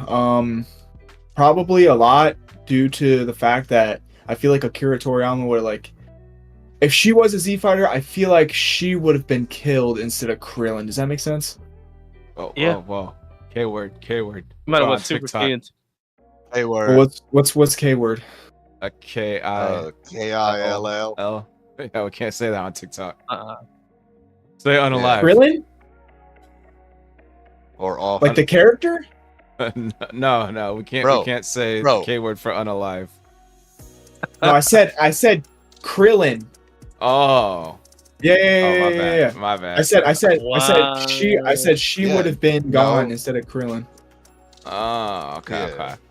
Well, yeah. My bad. I misheard Good that. save. Good save. I was like, what? I was like, wait. Uh, Like, what are you guys talking about? I think it would dramatically change the show because she wouldn't have, if she was a Z fighter, she wouldn't have this whole thing about forcing Gohan to study and all of that. So Mhm. Gohan wouldn't really be a pacifist as much either. So if Well- Chi-Chi was a Z fighter, I would go as far as to say that Vegeta would be obsolete. Vegeta never would have joined with us. Could be. But at the same time, Gohan being a scholar was his dream. It wasn't necessarily his mom's. As you saw when once he got brought to Kame House, Bulma talked to him and she said, "What do you want to be when you grow up?" He said, "A scholar." He was only 4.5, I think, is what he said. Yeah, when exactly. you grow up, when it's 4.5, because he was saying what his mom made and like that's his mom's dream for. I think His she dream is supported to it. I think fight she crime. supported it. That's like why he started wholeheartedly, doing but it was the his Great dream. Saiyaman thing. No, he Well, started doing the Great Saiyaman thing because he has PTSD from space. I want to say that I think when it comes to Gohan at age 4, it feels like one of those situations where if you hear someone say this is a good idea over and over and over, especially at that age, you're gonna want to do what that person wants you to do. And that's his mom. His dad is not really fighting the idea either. So really, and he's always saying like matter of fact, we can go the route of saying this: Goku doesn't really push back on Chi-Chi like that. So if she wanted Gohan to be a scholar, and she would have said this is a good thing over and over and over, and saying that what your dad does is a bad thing over and over, I could totally see how this would affect him at that age. Now the PTSD is still a thing too. Don't get it twisted. I'm sure it helped push him in that direction. But I think in general, this comes back to the idea that if you keep pushing that idea on your child, eventually they're going to take it at that age. Yeah, for sure. But like, I can't like when I was 4, I wanted to be like an astronaut, or, like a cowboy. It's not like my mom was like kind of supporting those things. I think also that like there's not many things. I think there's the more things pointing to in the series that is Gohan. That was Gohan's dream instead of like Chi-Chi just pushing it on him. She pushed it on him, sure, but one of the first things Gohan says when I want to be what I want to be when I grow up is a scholar. At 4 years old when his Yeah. mom's friend died. If But my he dad also- asked but me he- when I was 4, But he also like the When- reason if- why he didn't train for 8 years is because he was doing scholar things. So if he didn't really like to do it, or like if that wasn't his dream, then that wouldn't really be the case. He would still be training. at 8 teenage years when he still lives in his mom's house and has to listen to her. Goku did say, "Listen to your mother" before he went and died by Cell. Yeah, he did. So I I think- remember that. It's I think that Chi-Chi's plays a dream. big role. I kind Gohan of wanted to be a superhero. chime in. I feel like, let's see. First I wanted to address the whole like, what was his dream when he was a kid. I feel like that kind of switches back and forth between he wants to defend the Earth and he wants to be a scholar. Because when he had the choice, when they were discussing going to Namek, and Gohan was in the hospital bed with Goku, like Chi-Chi was there and he was like, no, you can't go, Gohan, you have to stay here and work on your studies. But Gohan was like, no, like everyone died because I was too weak, I have to go and make it up. And then like Goku was sitting there smiling, like, yeah, that's my son, basically. So I could see him like going back and forth between the two, like. And then it even like happened again when he was in the hyperbolic time chamber with Goku. Like, no, Dad, you have to push me. Piccolo said you're always too soft on me. You have to push me for me to get stronger. Like, I have to be like that guy, you know. So I could see, like, yes, I could definitely see Logan's point that like the whole like he had that 7 years of like he went back to being a scholar. But then I also see like Hunter and Ninja, like he has these moments where he wants to be that guy. He wants to be a fighter and stuff. Yeah, But- for sure. But like even in like the superhero movie, like when Piccolo came and checked on Gohan, he's like, "Oh, you haven't been training, you've been slacking." Like because he's been studying since what was it? How long was the Tournament of Power between superhero? Like a year and a half or like 2 years. So in those 2 years, Gohan still didn't train. He just went back to studying. I think Gohan really puts it up when it matters, like when like Tournament of Power when the universe was threatened, Majin Buu when the universe was threatened, like pretty much every single conflict when Gohan had to come back, he came back. But I still think that like there's a difference between like that's kind of like it's kind of like when you think about it as like a hobby versus a job, but like his studies are more of both, but like fighting is just like what needs to happen. Very So good like point. he definitely wanna bring up loves a point. to study. I do want to bring up the point of I'm reminded of what Vegeta in Future Trunks. Vegeta kind of takes him aside and he's like, you're trying to rely on me and Goku to handle your problems. No, you need to be prepared to handle your problems. This is like when he comes back. I think he fights. He tries to strike Goku, and then like that's when around that time he finds out about the blue state, the God state, super God state. I think what we're seeing here is something similar to what Vegeta was seeing in Future Trunks, where he was like, he's trying to rely on Gohan and Goku, Vegeta and Goku to handle everything. And in Superhero, he finds out, no, I can't. But like this idea of Gohan going back is like, oh, Dad will handle it. Goku, Dad and Vegeta will handle it. I think that's what happened there. Yeah, for sure. Yeah, because well, you see it. All You I see gotta it say even about at the Cell Saga. Gohan's dream being a scholar is that if it's Gohan's dream to be a scholar, then that's all it is a dream. That's all it's ever gonna be is a dream. Because that dude, with all the studying he has done, if he is not a scholar by now, he never will be. It's time to give it up, dude. Like, go focus on something you can do because this is clearly not your thing. No, yeah, he's a scholar now. He's a scholar. But what Seven he's a Ninja was scholar on saying, giving up. yeah, that is true. He's got a pretty great track record with giving up. But what Seven Ninja was saying, that it is true. Because you even saw it in Cell Saga, where like he was just like, okay, Dad's gonna get it, and then Gohan got chose next, and then Gohan fumbled the bag because he got too cocky, and then and then go to Buu Saga, and you see the same thing. Goku even said it before. Goku went Super Saiyan 3 against Majin Buu, and decided not to kill Majin Buu to give Gohan, Trunks, and Goten a chance for the new generation to prove themselves. And pretty sure at that point, I think Gohan was training in Kai's world. But regardless, you saw it where, maybe if Goku did kill Buu right there, that, Gohan probably would have never gotten to Beast, or would have never gotten to the levels he has in the Tournament of Power, or even held later in the Buu Saga. So I do agree with what Seven Ninja is saying. Yeah, beautiful point. I kind of wanted to bring it back to like how would the story change if Chi-Chi was a Z fighter. When it comes to Gohan, I kind of want to say that part would relatively stay the same. Cause like the way I see it, like, is Chi-Chi is now like relevant, maybe somewhat relevant, maybe like Krillin level relevant in the story, where she knows what kind of dangers are out there.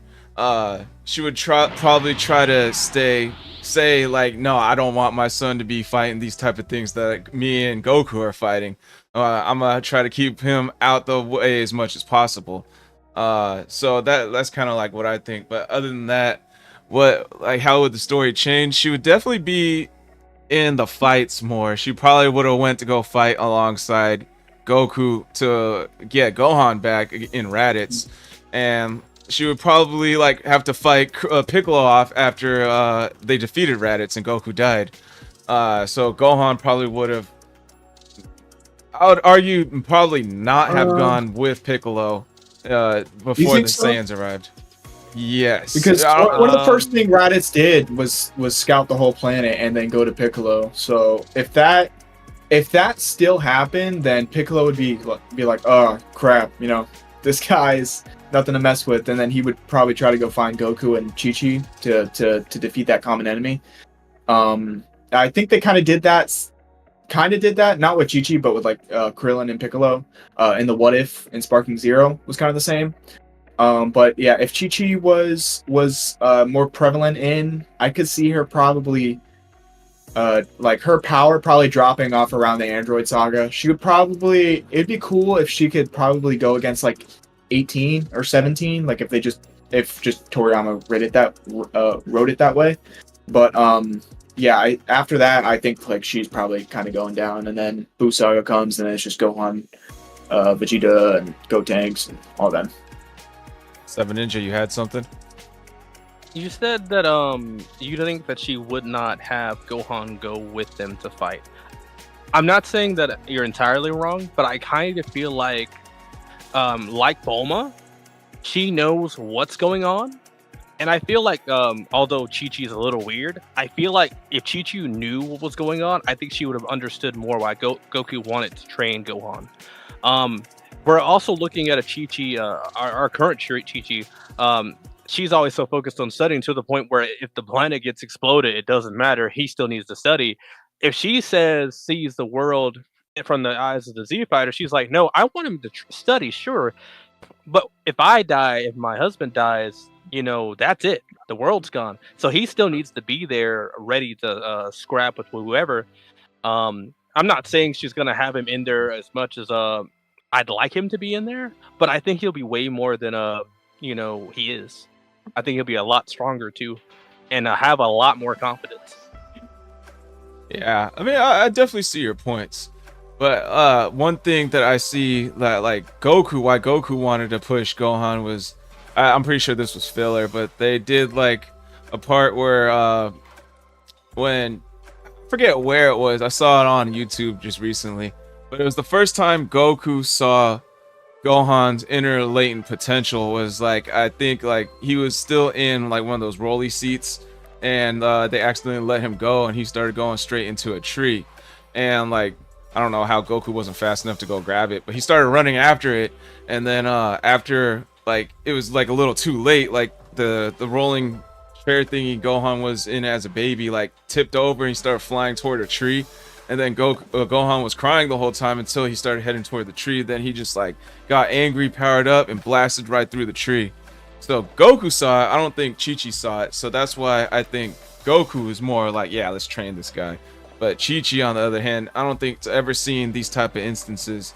Maybe if she went to the fight to help out Goku and Piccolo to get Gohan back, she like after they're all down for the count, you know, Gohan blasts through the space Raditz's little space pod and then goes and strikes Raditz. Maybe I can see her being like, all right, let's push this kid. He has potential to become something strong, maybe stronger than Goku. Mm-hmm. I do want to add to my point a little bit, and the idea that Goten is raised a lot differently than Gohan. And I think we see with just the idea that like Goten's raised differently. Goten's a lot more confident, not more confident than Trunks, obviously, but he's still a lot more confident than Gohan was at his age. And I can argue that she trains him more. She's not pushing him to study. I think she's more aware during Goten's time than she is of Gohan. I think, truth be told, I think the whole problem Chi-Chi has always had in her character is the fact that she didn't know. So if she did know and she was fighting with everybody, like y'all said, it would have been categorically different. Talking about, I do think Vegeta would have died though. I feel firm on that one. I think, matter of fact, I see you're going to Namek. Gohan go to Namek. Does he even get Piccolo? Yeah, I still think he gets trained by Piccolo. I still think they go to Namek. I think they would probably. I think they would all train together. I don't see why Piccolo wouldn't come with Chi-Chi, Goku, and the rest of the Z fighters and train together at Kami's. I don't see why not. Goku did the same thing in the What If Sparking Zero again. But yeah, and then I think they would go to Namek, and then if all of Dragon Ball still are we saying she's still pivotal to the story in Dragon Ball or just Dragon Ball Z? It was just what would you think what would happen if she was a Z fighter? So anything.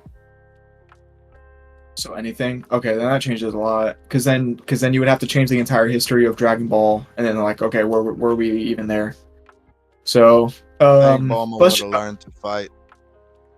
No, yeah, Bulma should have, made herself. Like Bulma's the smartest woman in the world, but she can't make herself like a gun to kill people. Like K-word. Oh my god. Bulma should make herself into an android. Now that I think about it, but there's a whole fanfiction about that happened to Krillin. Whoa, fanfiction! Really? Oh. That's well, fanfiction. I think because like we know how women are, dude. They're catty, they're competitive. If Chi-Chi would be a Z fighter, Bulma would have started fighting. Could be, yeah. I could see like a little training arc. The reason I'm so quiet right now is because Artemisia started texting me. Oh shit! And SquallRush about that thing I told you earlier. So yeah, it's not good. Yeah, go ahead, take your time with that, bro. Yeah, I wanted to bring it back to what Seven Ninja said. Like, you see that like Chi-Chi trained with Goten. I think that's like kind of like, like the first kid is like the one you're more of a baby with. Goten's more like, okay, like that's the second kid. Like I know I know like what I can get away with more. So she's more relaxed with Goten. But with Gohan, like, like that's my baby. Like they're more like careful with it. So that's kind of how I see it. Well, so I have two other siblings. So I'd probably say it's a little opposite for like in terms of like real life, because like the youngest child is usually treated as the baby because they're the youngest, and like they also get everything they want, whereas the middle child's forgotten, and then the oldest child has the toughest time. I'm the oldest child, by the way, so I know a little bit about that. But also Gohan's had a way harder time than Goten ever had. But I do think that like Goten is kind of just like his mom's more relaxed because like she's already dealt with like momhood before, so now she's more relaxed with Goten. She's training him because after the Cell arc, she kind of understood that like, hey, like if these guys don't train, Goku's been dead for 7 years. Like we're gonna need someone to protect Earth.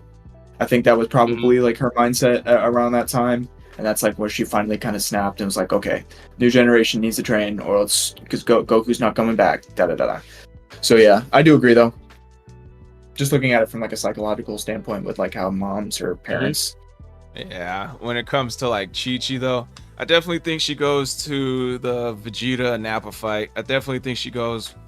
I think it's more of a possibility she goes to the Raditz fight. And then I definitely think she goes to Namek in place of Gohan. I like if she goes to the Raditz fight, I think she defends Piccolo off of bringing Gohan with him to train.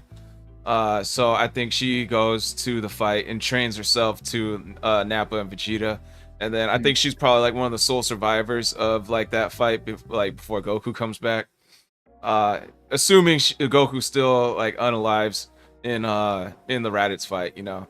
And then like if everyone gets unalived, like most of the Z fighters, like the B squad in the Saiyan Saga fight, she definitely goes to Namek in place of Gohan. That's what I think. And then are we saying she's stronger than Krillin? She's like at least up there with Krillin. At least. I agree for the most part. I don't see why Toriyama would write Gohan into the story and then kind of leave him out for Namek. I feel like they would bring both of them. Like everything you set up is good. She Raditz, you know, Vegeta, Nappa, da da da. But Gohan goes with them. But I think Chi-Chi dies instead of Krillin, and then Goku gets Super Saiyan, and then Krillin and Gohan have to leave with Bulma. And then they wish her back, I guess, because you know I could see Goku being, hell, maybe Goku could even get Super Saiyan 2 if he was that pissed that his wife died right in front of him. Like, you know, this is his best friend, like Crocodile's wife, you know. Yeah. Would Gohan turn Super Saiyan?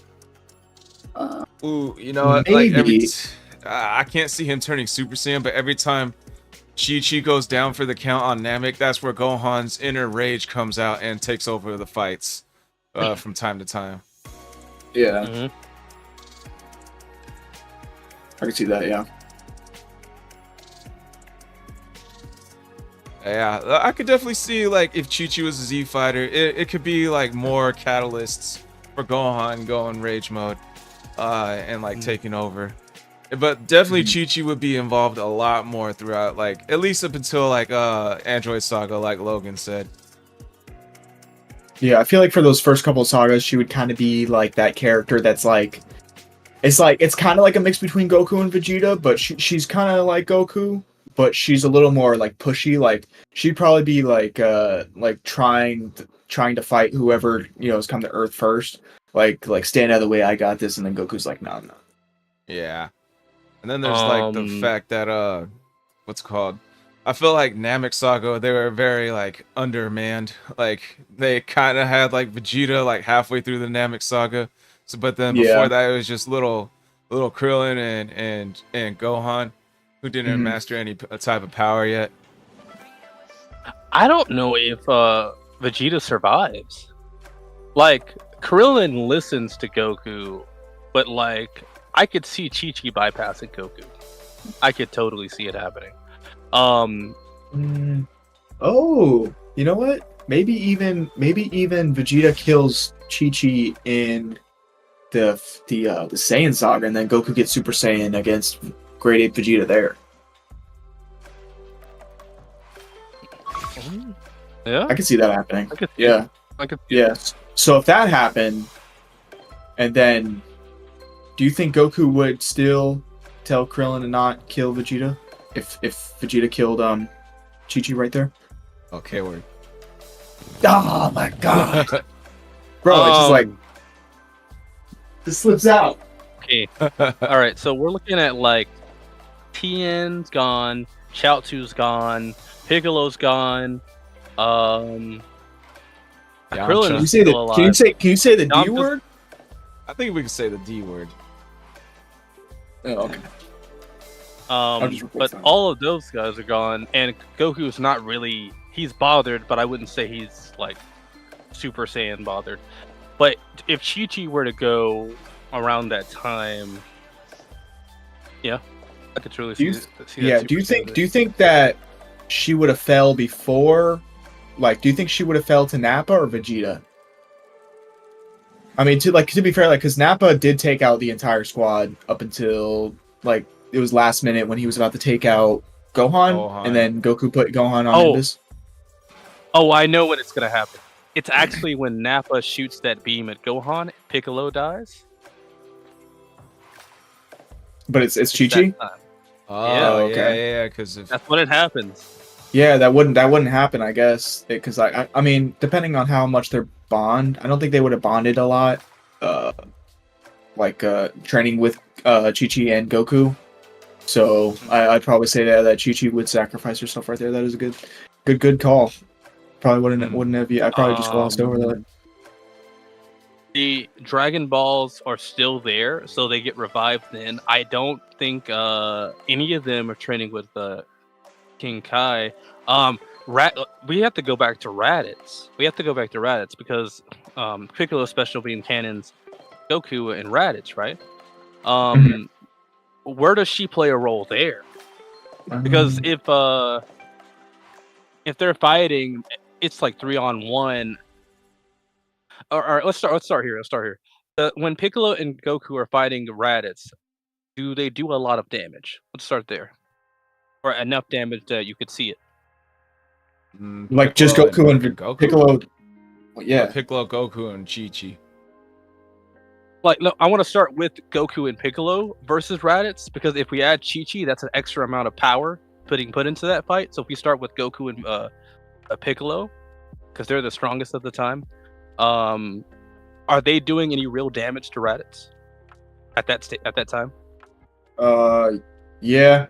I mean, like real damage, as in like, because like the fights in Dragon Ball aren't always about power. So like, obviously, like their strategy with the special beam cannon would work.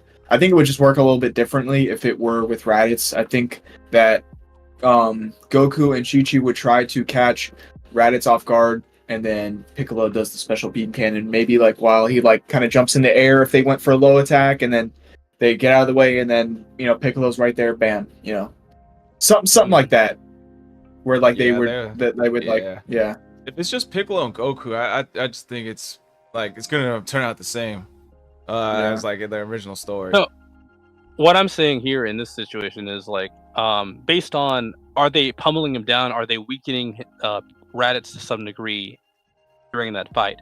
Because if we add Chi-Chi, she's like basically an extra force piling onto the damage they're putting on. And this is before the special beam cannon. Like, is she weakening Raditz now? Well, it goes back to the question of how relevant is she to Piccolo and to Goku. Yeah. So like does she have like a power level of 300, 200? Because if she only has a power level like 200 or 300, I think they only have like a power level of like 600 to 800 at that time. And I think maybe Goku's 1200 when he does the Super Kamehameha.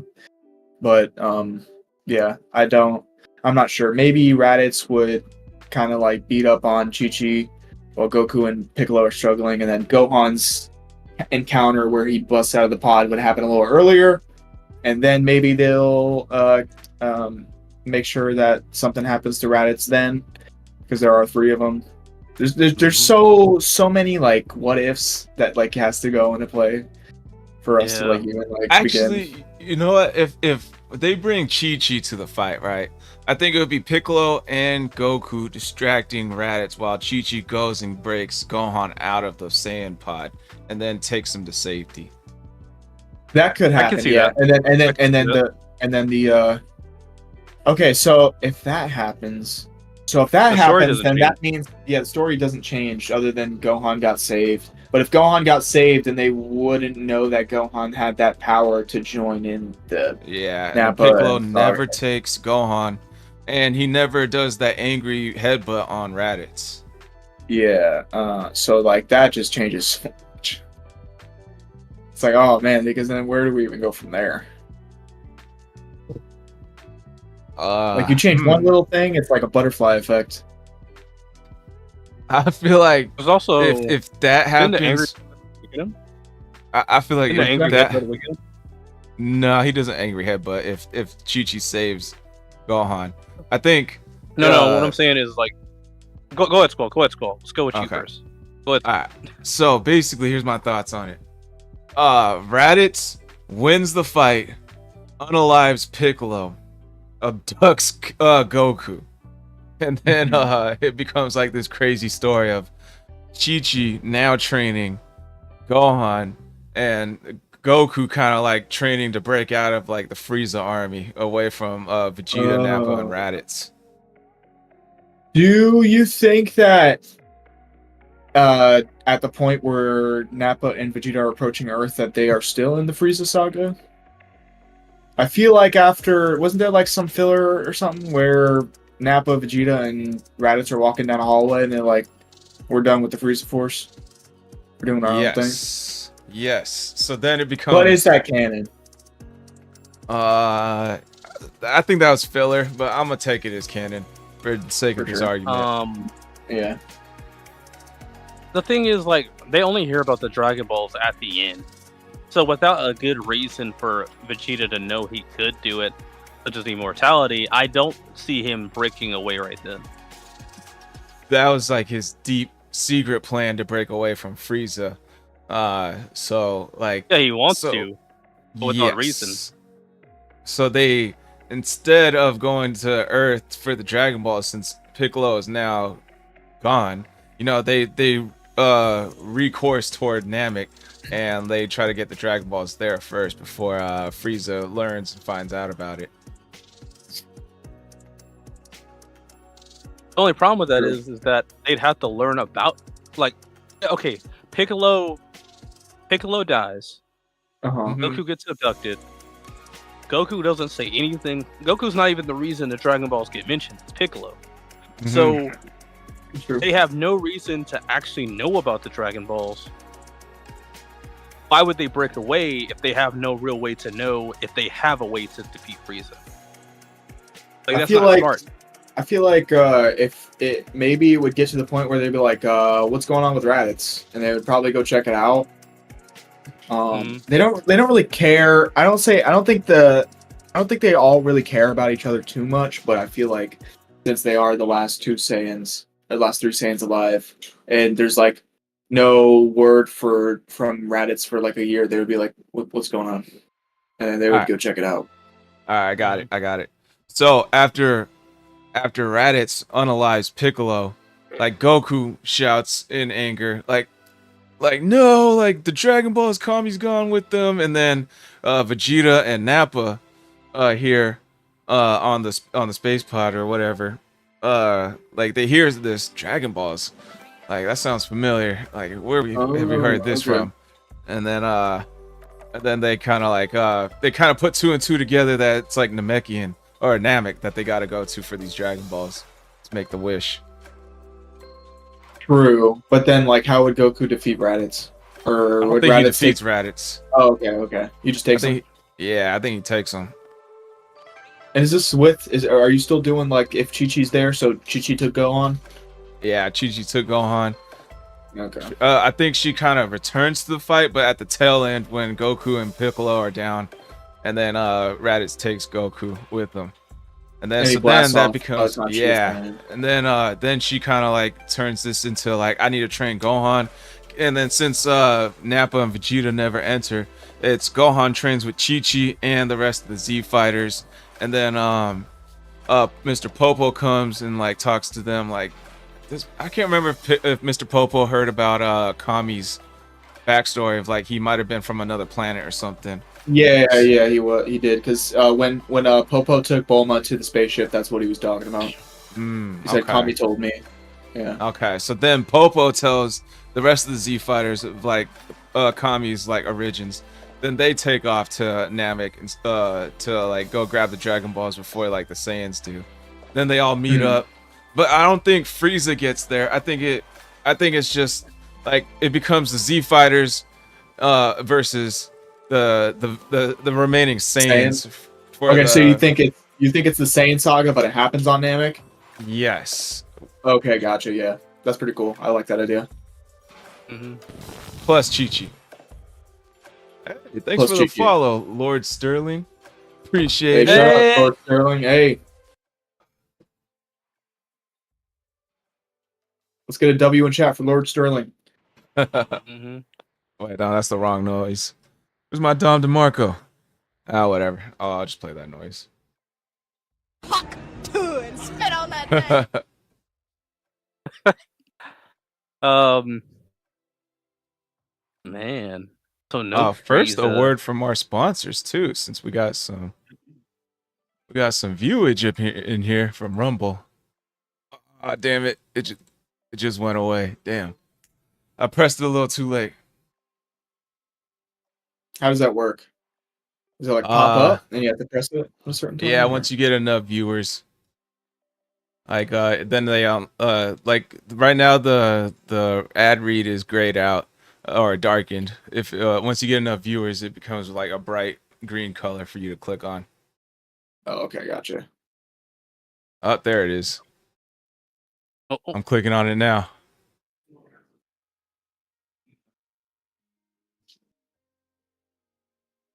All right. Do you enjoy the free speech that Rumble is protecting and fighting for? Our show on Rumble is only possible thanks to our viewers supporting Rumble's platform by purchasing Rumble's products. Most of you drink coffee every day. That's why you have to try Rumble's 1775 coffee. It's actually some of the best coffee. And it's the same price as the coffee you buy now, but it's way better. Rumble's 1775 coffee is free from chemicals, yet rich in flavor. This is because their beans are sourced from high-altitude farms in Bolivia, hand-picked, roasted weekly at their facility in Miami, and delivered fresh to your doorstep. And as believers in freedom, buying from Rumble helps fight back against woke corporations like Starbucks and Dunkin' Donuts. Join the coffee revolution and brew rebellion with Rumble's 1775 coffee. Go to 1775coffee.com, use code STUDIO, and get a free month supply of their cognitive boosting supplement Limitless when you buy 2 bags of their coffee. Think about that. It's a crazy deal, and the supplement is worth more than the 2 bags of coffee. Go to 1775coffee.com and try their amazing coffee. Damn, I hope those couple of words I said didn't mess it up. It's over, Squall. Yeah, probably. Free advertisement for Rumble. That's whack. Okay, so Android Saga. Let's talk about that for a moment. Do you guys think Krillin's the one with the remote? Or do you think Chi-Chi's gonna have it? I think Krillin's gonna still have the remote, but I think Chi-Chi's gonna fight Android 18 instead of Super Vegeta, and then that changes a couple things too. Or not Super Vegeta, because Vegeta didn't have Super Vegeta, he had Super Saiyan 1. But I think pretty much all of it's gonna play out. And then I think Chi-Chi's gonna get beaten by 18. And then the rest resumes later, where they go on whatever they're doing, and then they go to Kame House to find Goku, and then Piccolo's there, and then they fight, and then Cell absorbs 17, and then 18. So I think that's still all gonna play out the same. Because I think like that's probably one of her last fights. She probably gets power clipped right there. Yeah, I agree. I actually wanted to take a step back. Actually, no, we could talk about it. Yeah. I think like for the most part the Android Saga stays relatively the same. Just Chi-Chi becomes about as relevant as the rest of the humans and the Z fighters. Yeah. The androids are weaker. Are they weaker? I could see them being weaker, but if Frieza would never showed up, if I feel like with the Scouters still involved on Namek, Frieza actually like listens and hears and like decides, you know what? Since the Namek Dragon Balls are now used, and I can't use them for X amount of time. I know the Earthlings have Piccolo and Kami on their world. He goes to Earth instead, and then they have their big showdown there instead. So that kind of plays into the whole androids are still either just as strong or somewhere around that power. Here's the thing, though, about that. if they were to somehow hear that if Vegeta was to somehow hear that from Raditz, somehow that happens. I don't feel like Frieza would end up learning about it. I feel like Vegeta and Nappa would have ended up destroying their scouters because they learned about it. Now who's to say like Frieza doesn't still learn about it because of what happens with Raditz? Who's to say that that doesn't still happen? I also kind of feel like Frieza may have already had some knowledge about the Dragon Balls. He knew about Lord Beerus. It wouldn't be too far fetched to believe he would know something about the Dragon Balls. Yeah. Correct me if I'm wrong, but if he didn't, in this hypothetical, I don't see him showing up without Vegeta Scouter. I don't see that happening. So honestly, I don't think Frieza shows up whatsoever in the story. We don't hear nothing about him because truth be told, Frieza just never touches Earth any other time, right?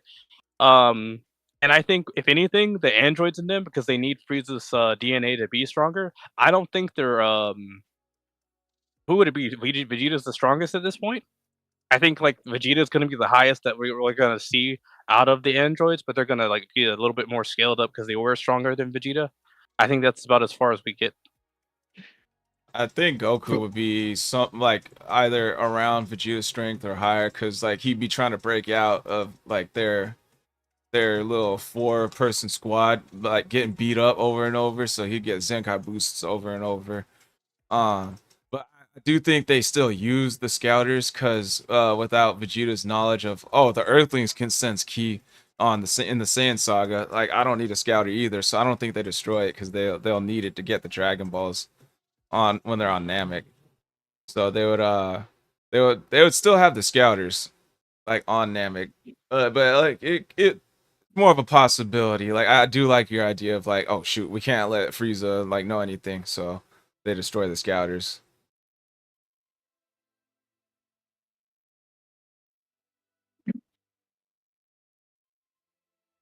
Yeah, I agree. I think it changes the first two sagas a lot, but I don't think it changes anything after that. Maybe Gohan actually beats Boo, and Goku kind of just it doesn't ever get revived is probably the next thing that would probably change. But I could see, or maybe you could argue that since has been training with his mom and dad for such a long time that he would have beaten Cell and Goku would have never died. He wouldn't have been as cocky. Maybe he would have still been as cocky. It's hard to say. I'd probably still have my money on wouldn't, because the only reason why he was like that is because he didn't really train until like I guess 4.5. Yeah. But if he There's a Piccolo what if? I don't know if you guys seen that. It's if you choose to train. Oh, my bad. Yeah, I ain't gonna go there. not tangent off. Yeah, I actually do have about like 40-ish minutes left, so I kind of wanted to move on to like Logan's this topic, unless you had one last thing you wanted to bring up about the Chi-Chi thing, Seven Ninja. No, we're good. All right. Yeah, we could do the what if Piccolo one in 2 weeks. So let's save that one. Yeah. All right, Logan, you got something for us? what was the topic? The general topic? Any what is your guys' topics for us to debate about? Oh, debating. Trying to go back to sparking. There was a good question in there that was like that kind of made me like, oh. Let's see. Do you guys Super Saiyan 3 Gotenks versus Super Saiyan 3 Goku? Would Gotenks win? Is that what you're That's what I'm asking. That's what I'm asking. Or you could do. So we did a topic last time where we said who was the strongest character in Z, and we all said Ultimate Gohan, but that's actually not the truth. It's actually End of Z Goku. End of Z Goku is like insanely much stronger than Kid Buu in base form because Oob was comparable to Kid Buu. So it's actually End of Z Goku that's the most strongest, but I guess no one really counts it because it kind of Buu Saga is like because like everyone's memory. But how about End of Z Goku versus who do you guys think would win, End of Z Goku or End of Z Vegeta? Yeah, we never got to see anything about Vegeta. Damn, that's tough. We Go did ahead, see a Seven Ninja. Kakarot what if in the Dragon Ball Z Kakarot game, and supposedly Vegeta at the end of Z, Vegeta's Super Saiyan 2 is just as powerful as Goku's Super Saiyan 3. Oh So shit. it's hard to say. Go ahead, Seven Ninja. I'm thinking back to the idea of and it's in the superheroes movie where Vegeta beats like Goku and wins that time. I feel like it's kind of like this. We're assuming he has ego by that, or are we not even including like anything from Super? Yeah, nothing Like, super. Let's just keep it Z. who's winning that? Well, it's Mhm. usually Goku, right? His track record says that. If we don't include any of that, Goku's winning that every time. Goku's But- actually That's his never whole beaten track. Vegeta. Yeah, Goku's never beaten Vegeta once. So I think that would kind of just keep the I think maybe Vegeta would finally get his win.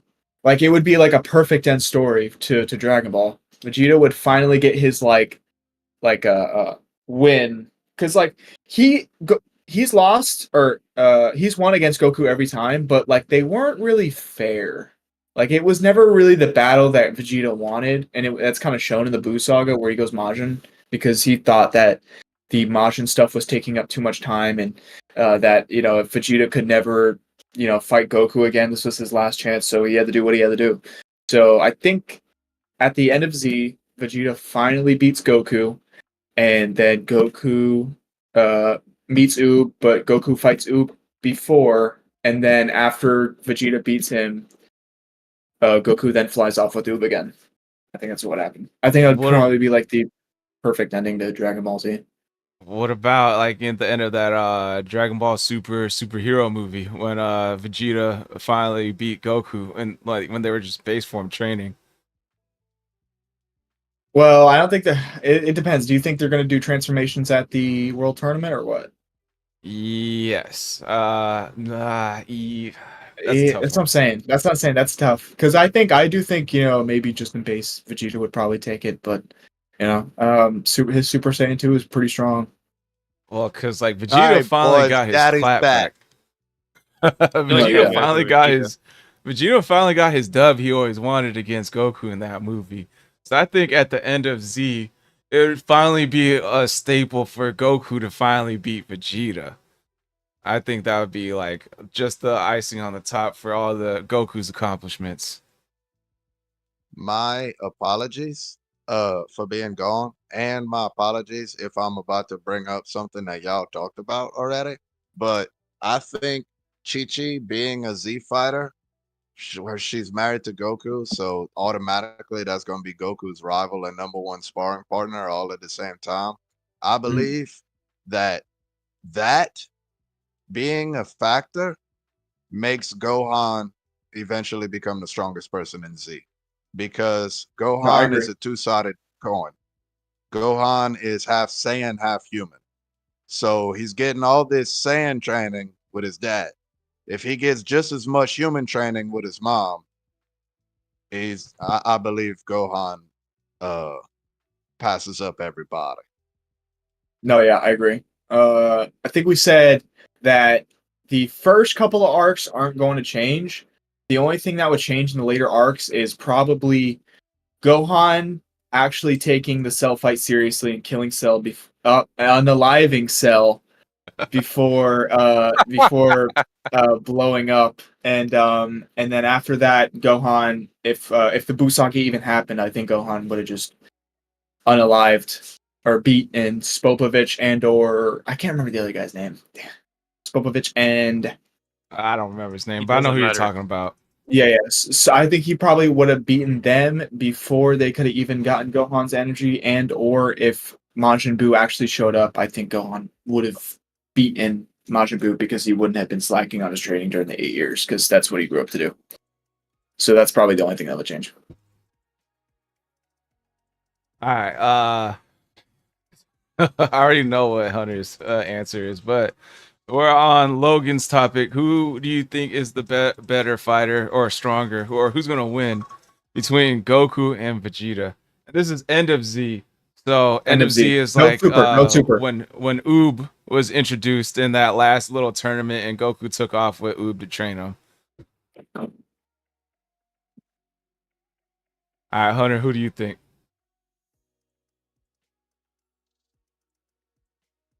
I think he's gone. Yeah, I can't hear you, Hunter. If you're talking, I can't hear you. Well, Vegeta sucks. I feel like Goku's gonna win that every day of the week. Yeah, let's just go with that. You just gonna take that, Hunter? Oh, he's just taking it. Yes, that's crazy. I never thought I'd see the day. Oh my! Personally, I wouldn't take that disrespect. Personally, if it were me, I would have said something by now.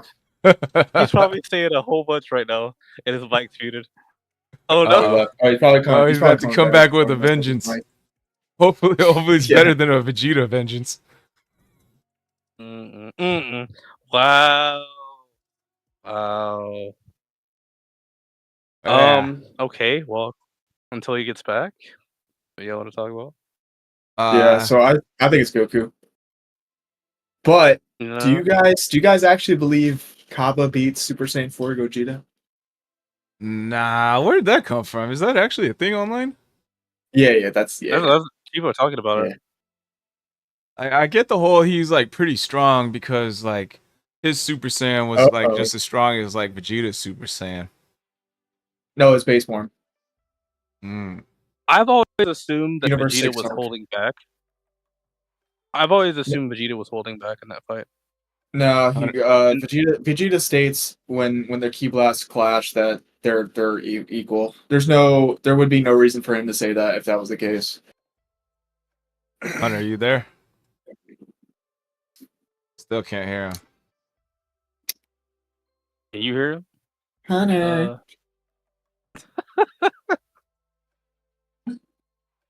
I'm gonna leave and come back and see if I can hear him. That's a good idea. I'm gonna do the same. Hunter. Nothing. Still can't hear him. All right. Alright. So Goku versus Vegeta. I think it'd just be the cherry on top if Goku finally beats Vegeta. That's what, like, I know a lot of people online are saying like technically Goku's never beaten him. But there's like plenty of times throughout the whole story where Goku could have won, but they never fought due to the circumstances. Goku had to fight the Ginyu squad. Goku had to fight Frieza. Not just Goku, but Goku and Vegeta had to fight the Ginyu squad. They had to fight Frieza. Vegeta was dead, and then Goku took over. Then they had to go and fight the androids as like one. Then they had to fight Cell. And then like Goku's dead, and then they can never fight within that time skip. Then they had to go fight like the Majin era, Yeah. So I mean, like they technically did fight during that time, but it was like Vegeta had like a Majin power up. What did I hear, Hunter? Yeah, his thing popped up. Dude, I'm so sick of this freaking town, bro. I'm fucking power surge. It does that shit randomly for no good reason. I just want to go like up to whoever's in charge of this parish and just start smacking them until stuff starts working right. For no reason at all. Like once a day, it's just my power just shuts off and then comes right back on in less than a second. Okay. All right. So I'm pretty sure you got a lot to say about this. End of Z Vegeta or end of Z Goku? As what? Like who's the best character in the whole show of all time? Which is Vegeta. No questions asked. No matter what arc you see in there. I think what was the question? Was it who would win the fight? Who would win? Yeah, who would win in the tournament? Oh, like after Boo is eliminated and all that? Yeah, when Goku got the blue gi on. Yeah, and then they're like Oh. Oob is revived, and they got Oob there, and Oh. Goku's like not Well- whooping, but he's on par with Oob in base form. Yeah, well, I mean, I'll put it to you like this. Look at the last time we saw both of them fighting. It was against Kid Buu. And look who was fighting Kid Buu the longest. By far. Vegeta. Get out of here, bro. Vegeta. Bro, I can't tell if you're trolling or not right now. Vegeta fought Kid Buu probably 3 times longer than Goku did. Accumulatively, like they took turns, Vegeta took more turns. I mean, he True stood answer is there. Yamcha. I wouldn't say he fought Kid Buu. He stood there and took hits for Kid Buu, so Goku could power up. True. So you're saying he got Yeah, done but like he Frieza got done also- by Broly? He also, Goku couldn't have taken those hits. That's why Vegeta was taking those hits. I mean, Hey, I think Hunter. he could have. Hey Hunter, remember when What? when I tell Vegeta you, was I'll put it to you like this. Whether you think that or not, I got proof that Vegeta could have. Do you have proof that Goku could have? Go ahead, Logan. I said, Hunter, remember when Vegeta was hyperventilating against Broly? I think that's what's gonna happen at the end of Z. Like he's just gonna drop Excuse down to me? his, he's gonna drop down to his When knees and have go, you ever seen God. Vegeta be almost close to scared of Goku? Never. That's not even a possibility. Goku one punched Broly in the stomach and blew him up, so probably there. Yeah, with Vegeta's teeth. The same guy that was making Vegeta turn from Super Saiyan to base and go, oh, I can't. I'm scared. Probably Yeah, around and that time. Goku wasn't doing no better than Vegeta was against Broly. He just tried more. The only Yeah, time as soon as Goku, Vegeta the only tried, he reason got Goku face was able, planted. the only reason Goku was able to defeat Broly in this non-canon crappy movie that you're talking about Oh, crappy! is This movie's because fire. of Vegeta's key that he got right before he pushed Broly. No, it was the 5 of them's key, actually. No. It was mostly Yeah. Gohan's key. Let's He be just real needed here. more No, power. no. Yeah, Piccolo, Gohan has more key than Gohan, Vegeta. Chichicho, and Krillin didn't give him All no have key. more key That's than y'all. Vegeta. Y'all They all minds have are more playing key than tricks on Vegeta. you. No, I know. I know they did. They all did. Literally, they all All 4 of them gave the energy to Goku, and then Goku was like, I'm at 99%. Vegeta, I need some of your power. And then Vegeta gave him 1%. No, I believe his exact words were, "Oh my God, I wish I was Vegeta." Yeah, okay. No, I know they all gave him their power. What was Vegeta's words at the end of Z against the Kid Buu fight? Against the Kid Buu fight, he said, and I quote, I am definitely stronger than Goku. That is no doubt. He said, Kakarot, you're number 1. With a smile. They even gave him an extra OST for that too, with the Cowboy Western. He said, Goku, you're number 1, with a smirk and a thumbs up, which is the same body language that I use when I'm being incredibly sarcastic to someone as well. Hey, that's fair. That's fair. Yeah, buddy. Yeah, you're the best. You're the best. Yeah, you're the best. You sure are. I'm so proud of you. You old dumbass, you. Why the fuck you lying? Why you always lying? Nah, bro. Actually, you know what? I don't have to use the Kid Buu fight. I'll just use the other fights between Vegeta and Goku. Vegeta won both times. Period. Goku's never beaten Vegeta. Goku never will beat Vegeta. Vegeta cheated in the second one because he Cheated? told, In the second one? Goku, look over there. Sucker punch. Yeah, Logan, there's that. Goku's Logan. like, all right. Goku was like, all right, Boo's not getting revived. Let me go Super Saiyan 3. Vegeta Logan, listen to me. shit his Listen pants. to me. And I mean this with 100% conviction. If you Yeah. go watch that fight again and honestly, genuinely say what you just said, I will shove a banana up my ass. You understand me? Goku didn't get a combo in that fight. Vegeta whooped him harder than I'm gonna whoop my little brother when he gets back home. No. Whoa. I Oh know that yeah. sound. That was one of the most one-sided fights I've ever seen. I don't know about that, bro. That Yeah, fight remember was when decently Go even. ahead. remember when Go watch Vegeta the was fight like, again. "Oh, I want Ultra Instinct," Y'all and just got Goku his riding face smacked. motherfuckers. He's Y'all like, are I want Ultra clouded. Instinct. Y'all are clouded. Where is it? Y'all are clouded by love. Y'all Goku boners got all the brain blood. Actually, that's supposed to be in logic. My favorite character is Super Saiyan 4 Gogeta. Actually, Wow, yeah, great choice. Oh. You gotta have somebody good in there. It's at least 50% correct. yeah, that's true. That's funny. And you know, I mean, that It's fight Goku. Squall's was favorite is Goku. It's 50% And, you true know, when it's Goku. Squall's The other favorite 50 is- character is Goku, and he's entitled to his wrong opinion. I'm just letting y'all know. Vegeta is the best.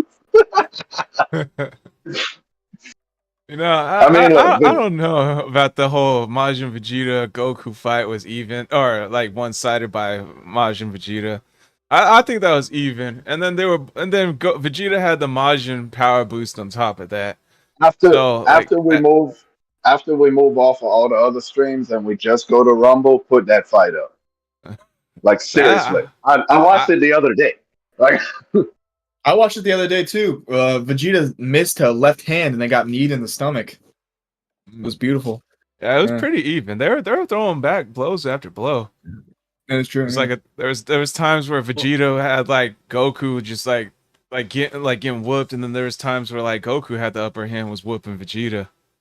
Vegeta invented these new key rings that we never seen before to straight up pin Goku to a mountain and just walk up to him and smack him. It looked like a scene from one of them videos on the Black and Orange website that people be watching after midnight. You know those 4 letters BDSM? I wouldn't know what you're It looked talking like one about, of those. Oh, you talking about this? Vegeta had I that know what you're talking ball. Yeah, why can't I hear the soundboard noises? You probably turn the volume down. Yeah. I don't know. So when you right click it, there's a volume bar pulls up on the soundboard. No. I'm on my phone right now because the town I live in decided, people don't need their electricity to stay on. Then my laptop started wigging out and all that other crap. Oh yeah, I can't check that right now. I'd have to like exit. It's all good. Yeah. So end of say Z. this though. Now there are. We should say this though. No Super Saiyan 3 during that fight, but if you would have popped it, I feel like Goku wins that every time. He just didn't do it during that fight. I have my argument and we for can kind why of say that he would. wasn't.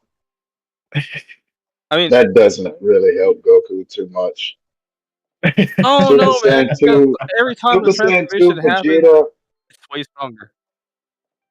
Yeah, but Super Saiyan 2 Vegeta is smart enough to, like, we established earlier in this podcast, we can sense energy and stuff.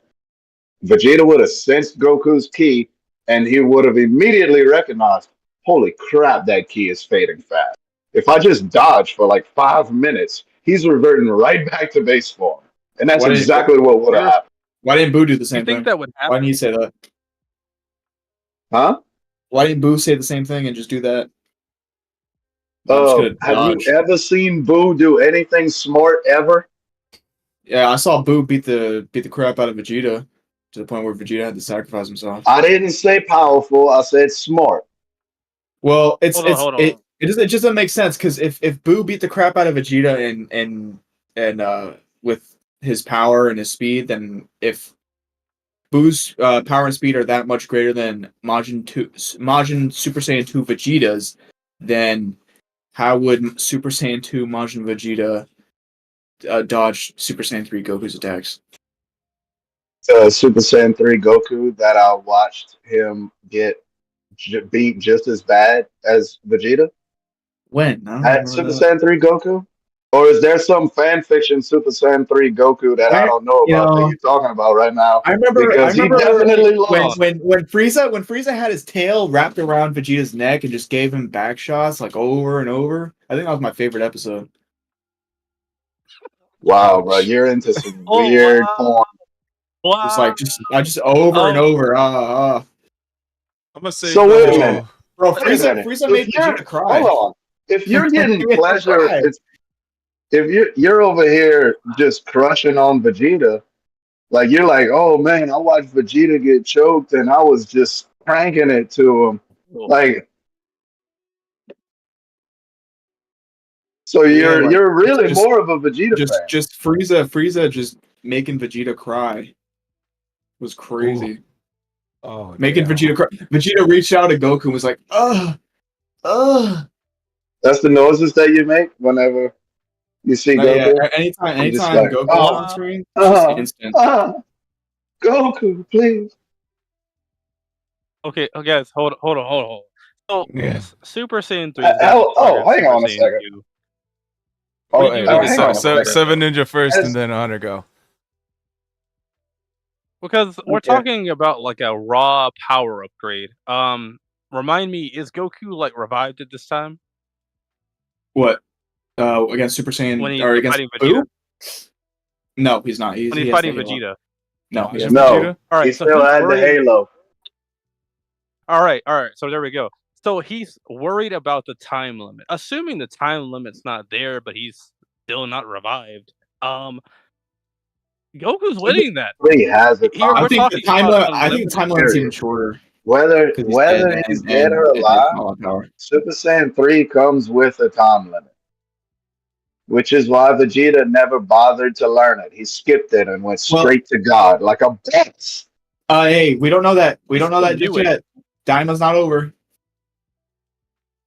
But he still knew. But even if it was like a 5-second time limit, that's all Super Saiyan 3 Goku would need anyways. So I will say, like the whole Goku's energy dropping in Super Saiyan 3, that wasn't really a thing until he was alive. Like he stated like when he went into base form that like in like, oh snap, like I can't hold Super Saiyan 3 until since I'm alive, my energy is draining a lot faster.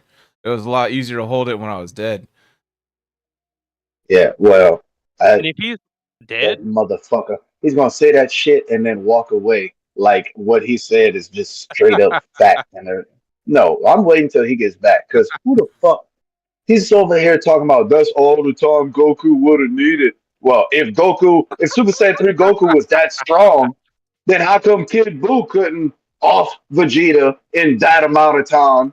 But he also couldn't even defeat Super Saiyan 3 Goku. But yet Super Saiyan 3 Goku can off Vegeta in that amount of time? The math ain't mathing, Logan. I don't think. Yes, it is. I'll tell you exactly right now.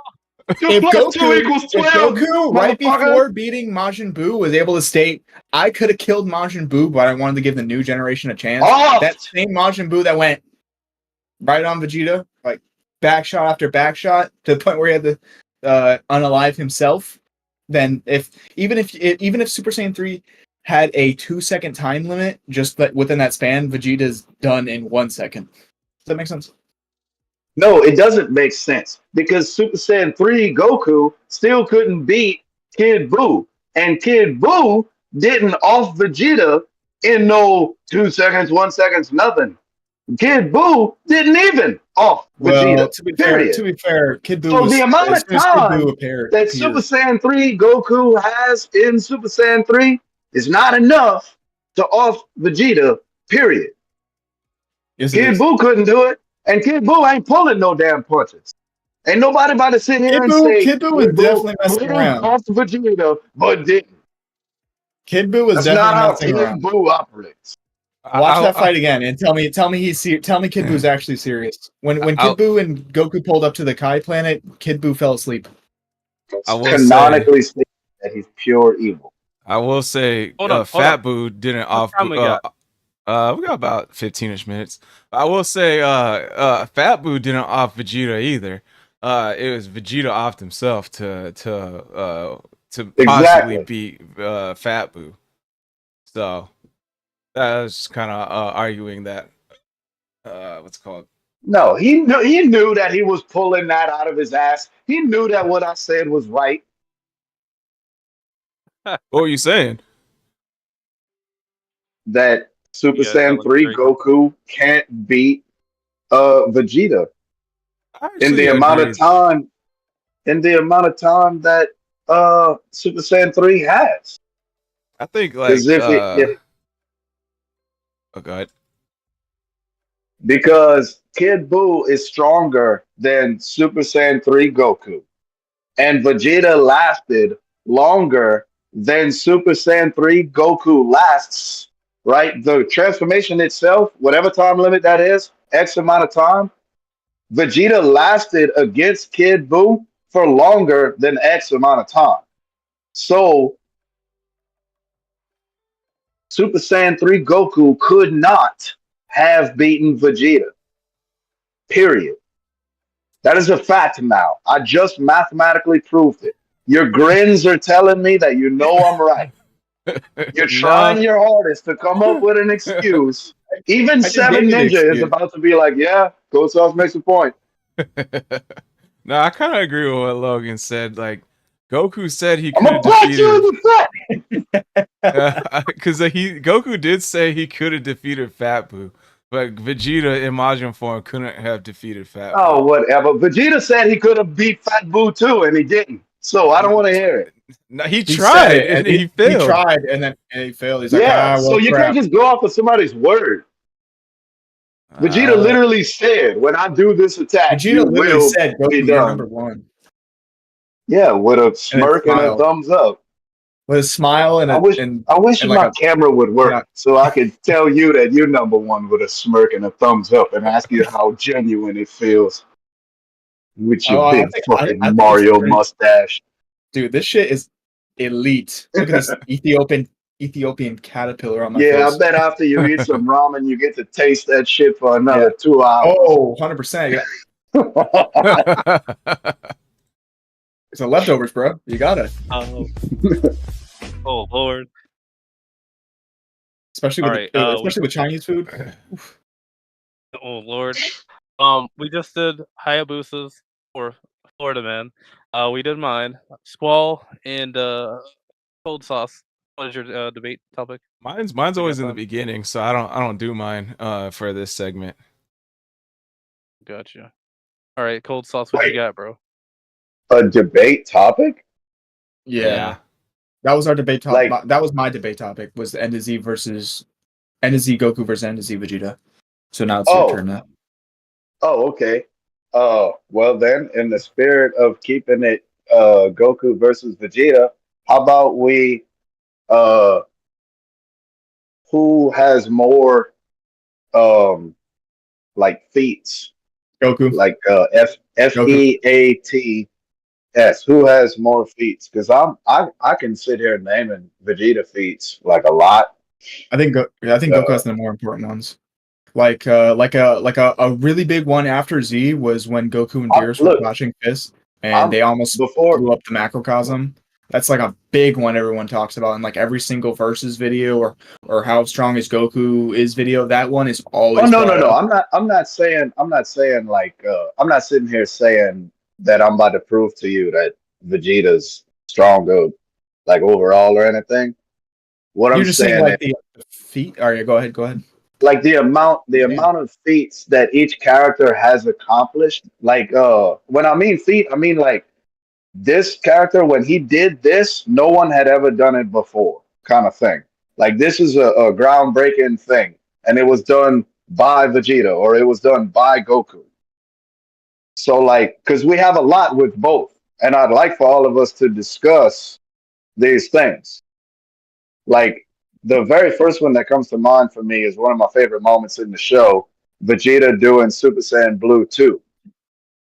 And then immediately after, another feat, Vegeta becomes the first character that we see defeat a god of destruction.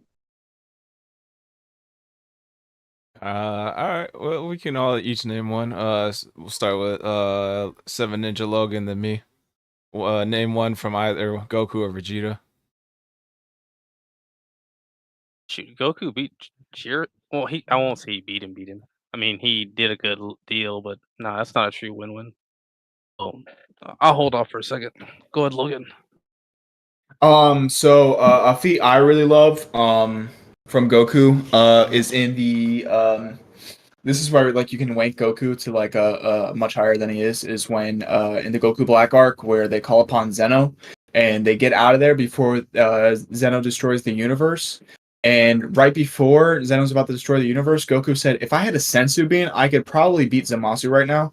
This is a Zamasu who was literally infinite, who was seeping into other timelines because he was just that big.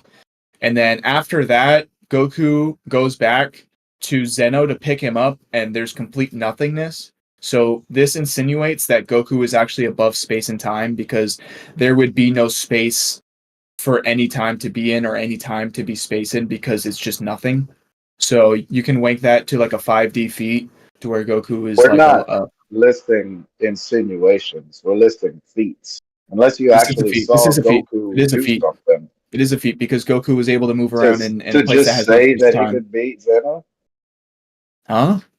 No. What? He's just saying like how strong, like not strong, but like Goku can survive no space or time. Yeah. Because there was no when Zeno destroyed that timeline, there was nothing. Like he erased everything, and then Zeno was just floating in nothingness. And then Goku gets out of the time machine, moves freely in a place with no space or time. So this means that he's above space and time, and he has infinite speed. That's what that No, means. because I could just as easily say that Zeno destroyed everything except Goku.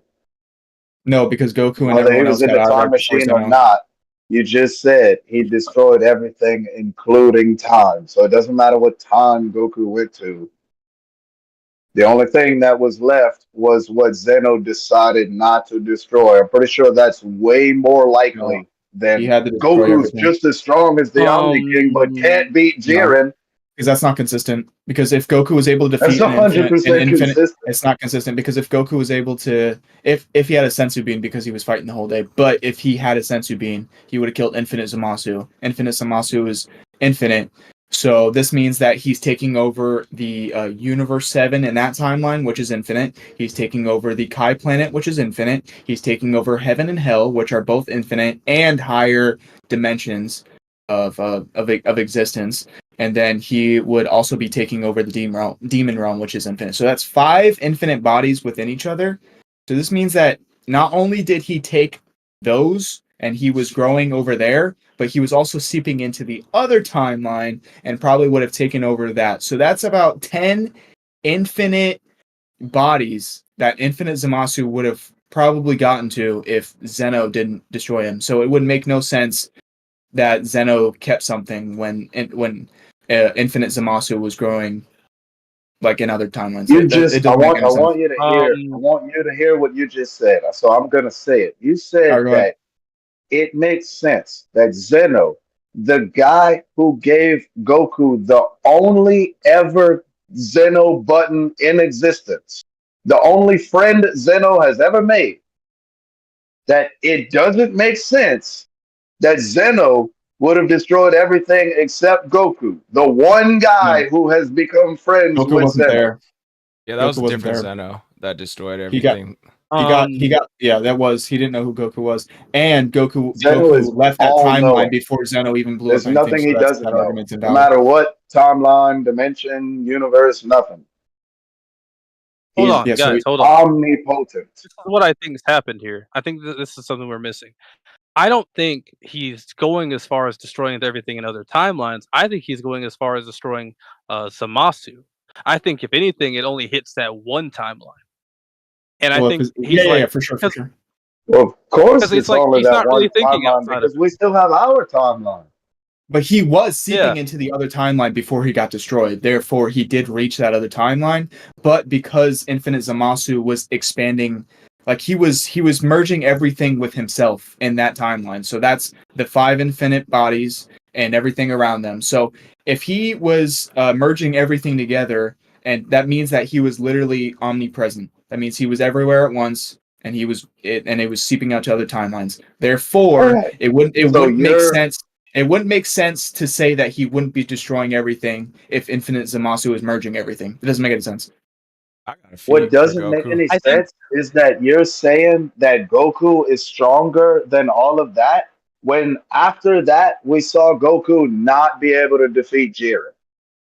But Jiren was stated to be above space and time in the tournament of power once he got hit by Hit's attack, where he like paralyzed him for like a second. It What was you literally just stated at said, that point in time, what you just Jiren was said, above space and time. So it's we're consistent. going over what You're you only just proving my said. You point. said Zeno destroyed everything, and Zeno did not make sure to not destroy Goku, but Goku was still there. That's what you just Goku said. wasn't there. Goku So wasn't there. He Goku escaped the timeline got before hit Zeno even by destroyed him. this attack that destroyed all of this stuff, but yet he didn't even have a mark on him the next time we saw him.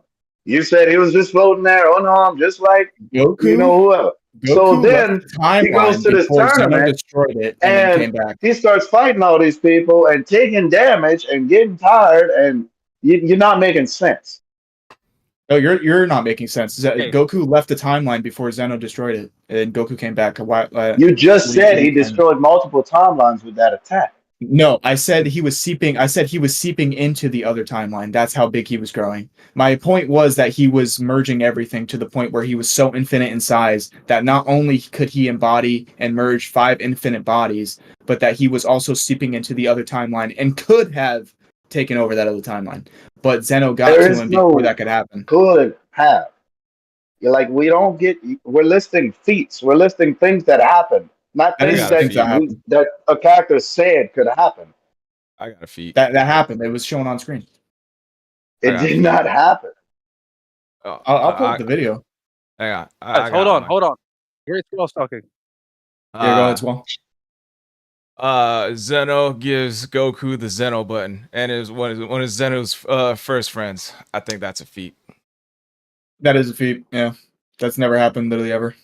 Because I think everyone's so scared of Zeno that they can't be fun. Yeah. Question, quote unquote. I agree. That is pretty crazy. And like, imagine like you're just like, yeah, I'm friends with God now. Yeah, we're What about- best buds. What about Fuck you, yeah. Seven I'm about to Ninja? bring up a feat no one's ever done. No, bring up a feat no one's ever done. No one's ever slapped Beerus and lived, besides Bulma. Oh, I was about to say. It's kind of crazy that he didn't just like when he smacked her, like that her head just didn't explode. Yeah, I was That means surprised that he was at that holding one. that substantially because I like if thought she would at Nappa least have, like, a broken Nappa neck. can just do this and Bulma's like neck is snapped, then Beerus, dude, he had to be holding everything back. All right, Hunter, you got another feat for Vegeta? No, not for Vegeta. I just wanted us to list some of the best feats that we've seen. And my next one was actually for Goku. He did, I believe he's the only person in all of Dragon Ball to ever do this. He stacked 2 transformations on top of each other. Kaioken with Super Saiyan Blue. Are we Is calling it a Kaioken transformation or is it's a technique? I call it a technique. I'm under the impression Kaioken is a transformation, but I could see what like the arguments for technique as well. I mean, like King Kaitan, Spirit Bomb, and Kaioken, those are both techniques. So it's something you can learn. So what it is, yeah, it's something that you can learn, but that doesn't make it not a transformation. Like it's a technique. Like you can be taught it, but it is like you're just learning how to do this transformation. This is the technique you use to transform into your Kaioken form. Also considering none of the games like make Kaioken a transformation. They're all usually a move. I think is kind of show. I think we've also talked about like how the games kind of No. like support our Both the opinions. Xenoverse games, you choose either Kaioken or Super Saiyan. As you Yeah, say. that's kind of my logic behind it. It's like in the video games, Kaioken's are usually transformations. Well, Budokai Okay, but Tenkaichi potential 3 and the unleashed Budokai isn't. series, they're moves. I didn't play those Potential ones, unleashed isn't. so I can't speak on that one. I guess they're know, both. like, So we could say they're both. That's fine. But I still think it's Okay. a technique. Let's see. Xenoverse has potential unleashed as a transformation by that logic, and like that's not a transfer. That's not a transformation. I I don't wouldn't think even my call it. logic. Would we even Oh, go call that ahead. a technique? Would we even call that a technique? Because it Yeah, just Ultra seems to me Instinct's like also that's a a technique. raw amp. Oh shit. Yeah, that's more of a raw amp to me. And when it comes to like Kaioken and potential, at least to me, seem very similar. I would call that more of a raw amp. All right. Hey, One more Gohan in his base form. Yeah, go ahead, Squall. One more feat for each of us, from each of us, and then I gotta call it because it's getting to be that time. I gotta bounce. Yeah, it's my mom's birthday today, so I gotta go over there. Oh shit! Like in like a couple minutes. So. Mom and Ninja have the same birthday. Hey. Oh snap! That's right. It is Seven Ninja's birthday. Hey! Happy birthday, Seven Ninja, bro. Thank you. Tell your mama said happy birthday as well. Of course. Yeah, tell your mom we said happy birthday. Yeah, like, huh? Who? Oh, Squall. You know. Tell your mom. Squall, Seven Ninja, and Hunter. Yeah, you know. Tell your mom I said that Vegeta's stronger than Goku. I will tell her the opposite. Like, can I really tell her that while wearing a Goku shirt? I really can't. I can't. It just can't come out of my mouth when I'm wearing a Goku shirt. All right. Yeah. But yeah. All right. So one last feat from everyone. All right. I'll go. Piccolo's the only Namekian to turn orange. Real. That's a good one. Chi-Chi's is the first woman to bang a Saiyan. What? They were reproducing for generations before Chi-Chi. No, what are you talking about? Human. Possibly first hybrid Saiyan. Let's see. I'm gonna say Vegeta is the first person to get controlled by Majin, but still have control of his own mind. True. That's good. That's pretty good. What about Deborah? Deborah was under Babbidi's. Deborah was Babbidi's pet. Yeah, dude. Deborah was such a nice guy in heaven. Like he was like, "Oh, we'll find your son. Don't worry." Yeah, that's true. That's true. He was such a sweetheart. Yeah. All right. Outros. All right, outros. Let's see. Plug your socials one last time. Favorite part of the podcast and outro question. I can't think of an outro question. Who is the most overrated Dragon Ball character? I already know Hunter's answer. I'll start. All right, guys.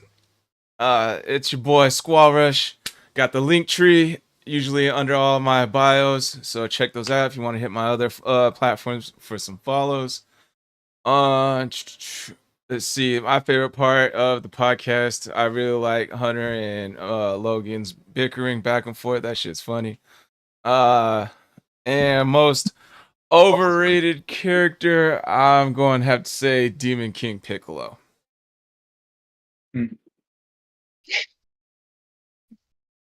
All right, Seven Ninja, you want to go next? I can. Oh God. Guys, 7Ninja7, Game Jolt, MeWe, Rumble. It should lead you back to Rumble, my channel. 7Ninja7, the Phantom, and my logo. Favorite part of the podcast. I enjoyed the if Chi-Chi was a Z fighter, and most overrated character has to be Frieza. Frieza. Okay. Okay. Not bad. Not bad.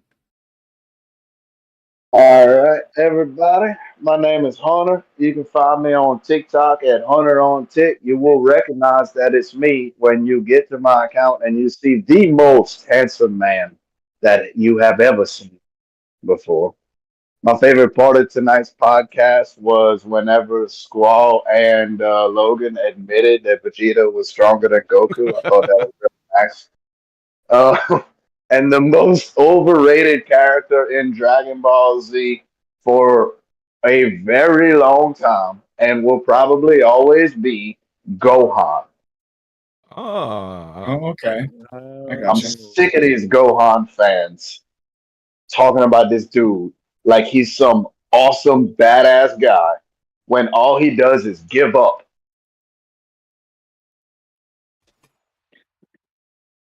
All right. Hey, what's going on, guys? My name's Logan. You can find me on YouTube. All caps GUZ X Man, like the superhero squad _ Florida. Maybe you can see it on Squall's screen if he moves the mouse. You'll see it if you guys don't know how to spell it. $200 Sparking Zero tournament, 1025 pull through. It's gonna be big. It's gonna be nice. We'll hopefully get them bigger in the future, so that way we can get everybody to get paid a little more playing their favorite games. I would love to do that for the community. Yeah, but been putting out some Sparking Zero videos, and I think I'm gonna after I get back from my mom's birthday, I'm gonna record a horror video. So look out for that as well. My favorite part of the podcast is when Hunter thought Goku didn't leave the dimension. Didn't make sense. I thought it was pretty funny. But yeah, and I think the most overrated person is any Vegeta. Any of them. Oh, damn. Y'all heard that though? He said that I was his favorite part of the podcast. That's real. Yeah. It makes me feel real special. It does. Okay. I hope you get that power situation fixed. Yeah, well, if He said with a if I had smile and a thumbs Vegeta, up. if I had Vegeta over here, I'd have plenty enough power. Oh yeah. With Goku, it probably Only to still power the screams. fridge, huh? If Goku was there, you could power the house. If Vegeta was there, you could power the fridge. I don't think Goku could power a light bulb. But I do know that if he could, it would take him about 6 episodes to do it. All right, guys. Fair We'll enough. catch y'all next time. Y'all have a good one. All right, guys. Take care.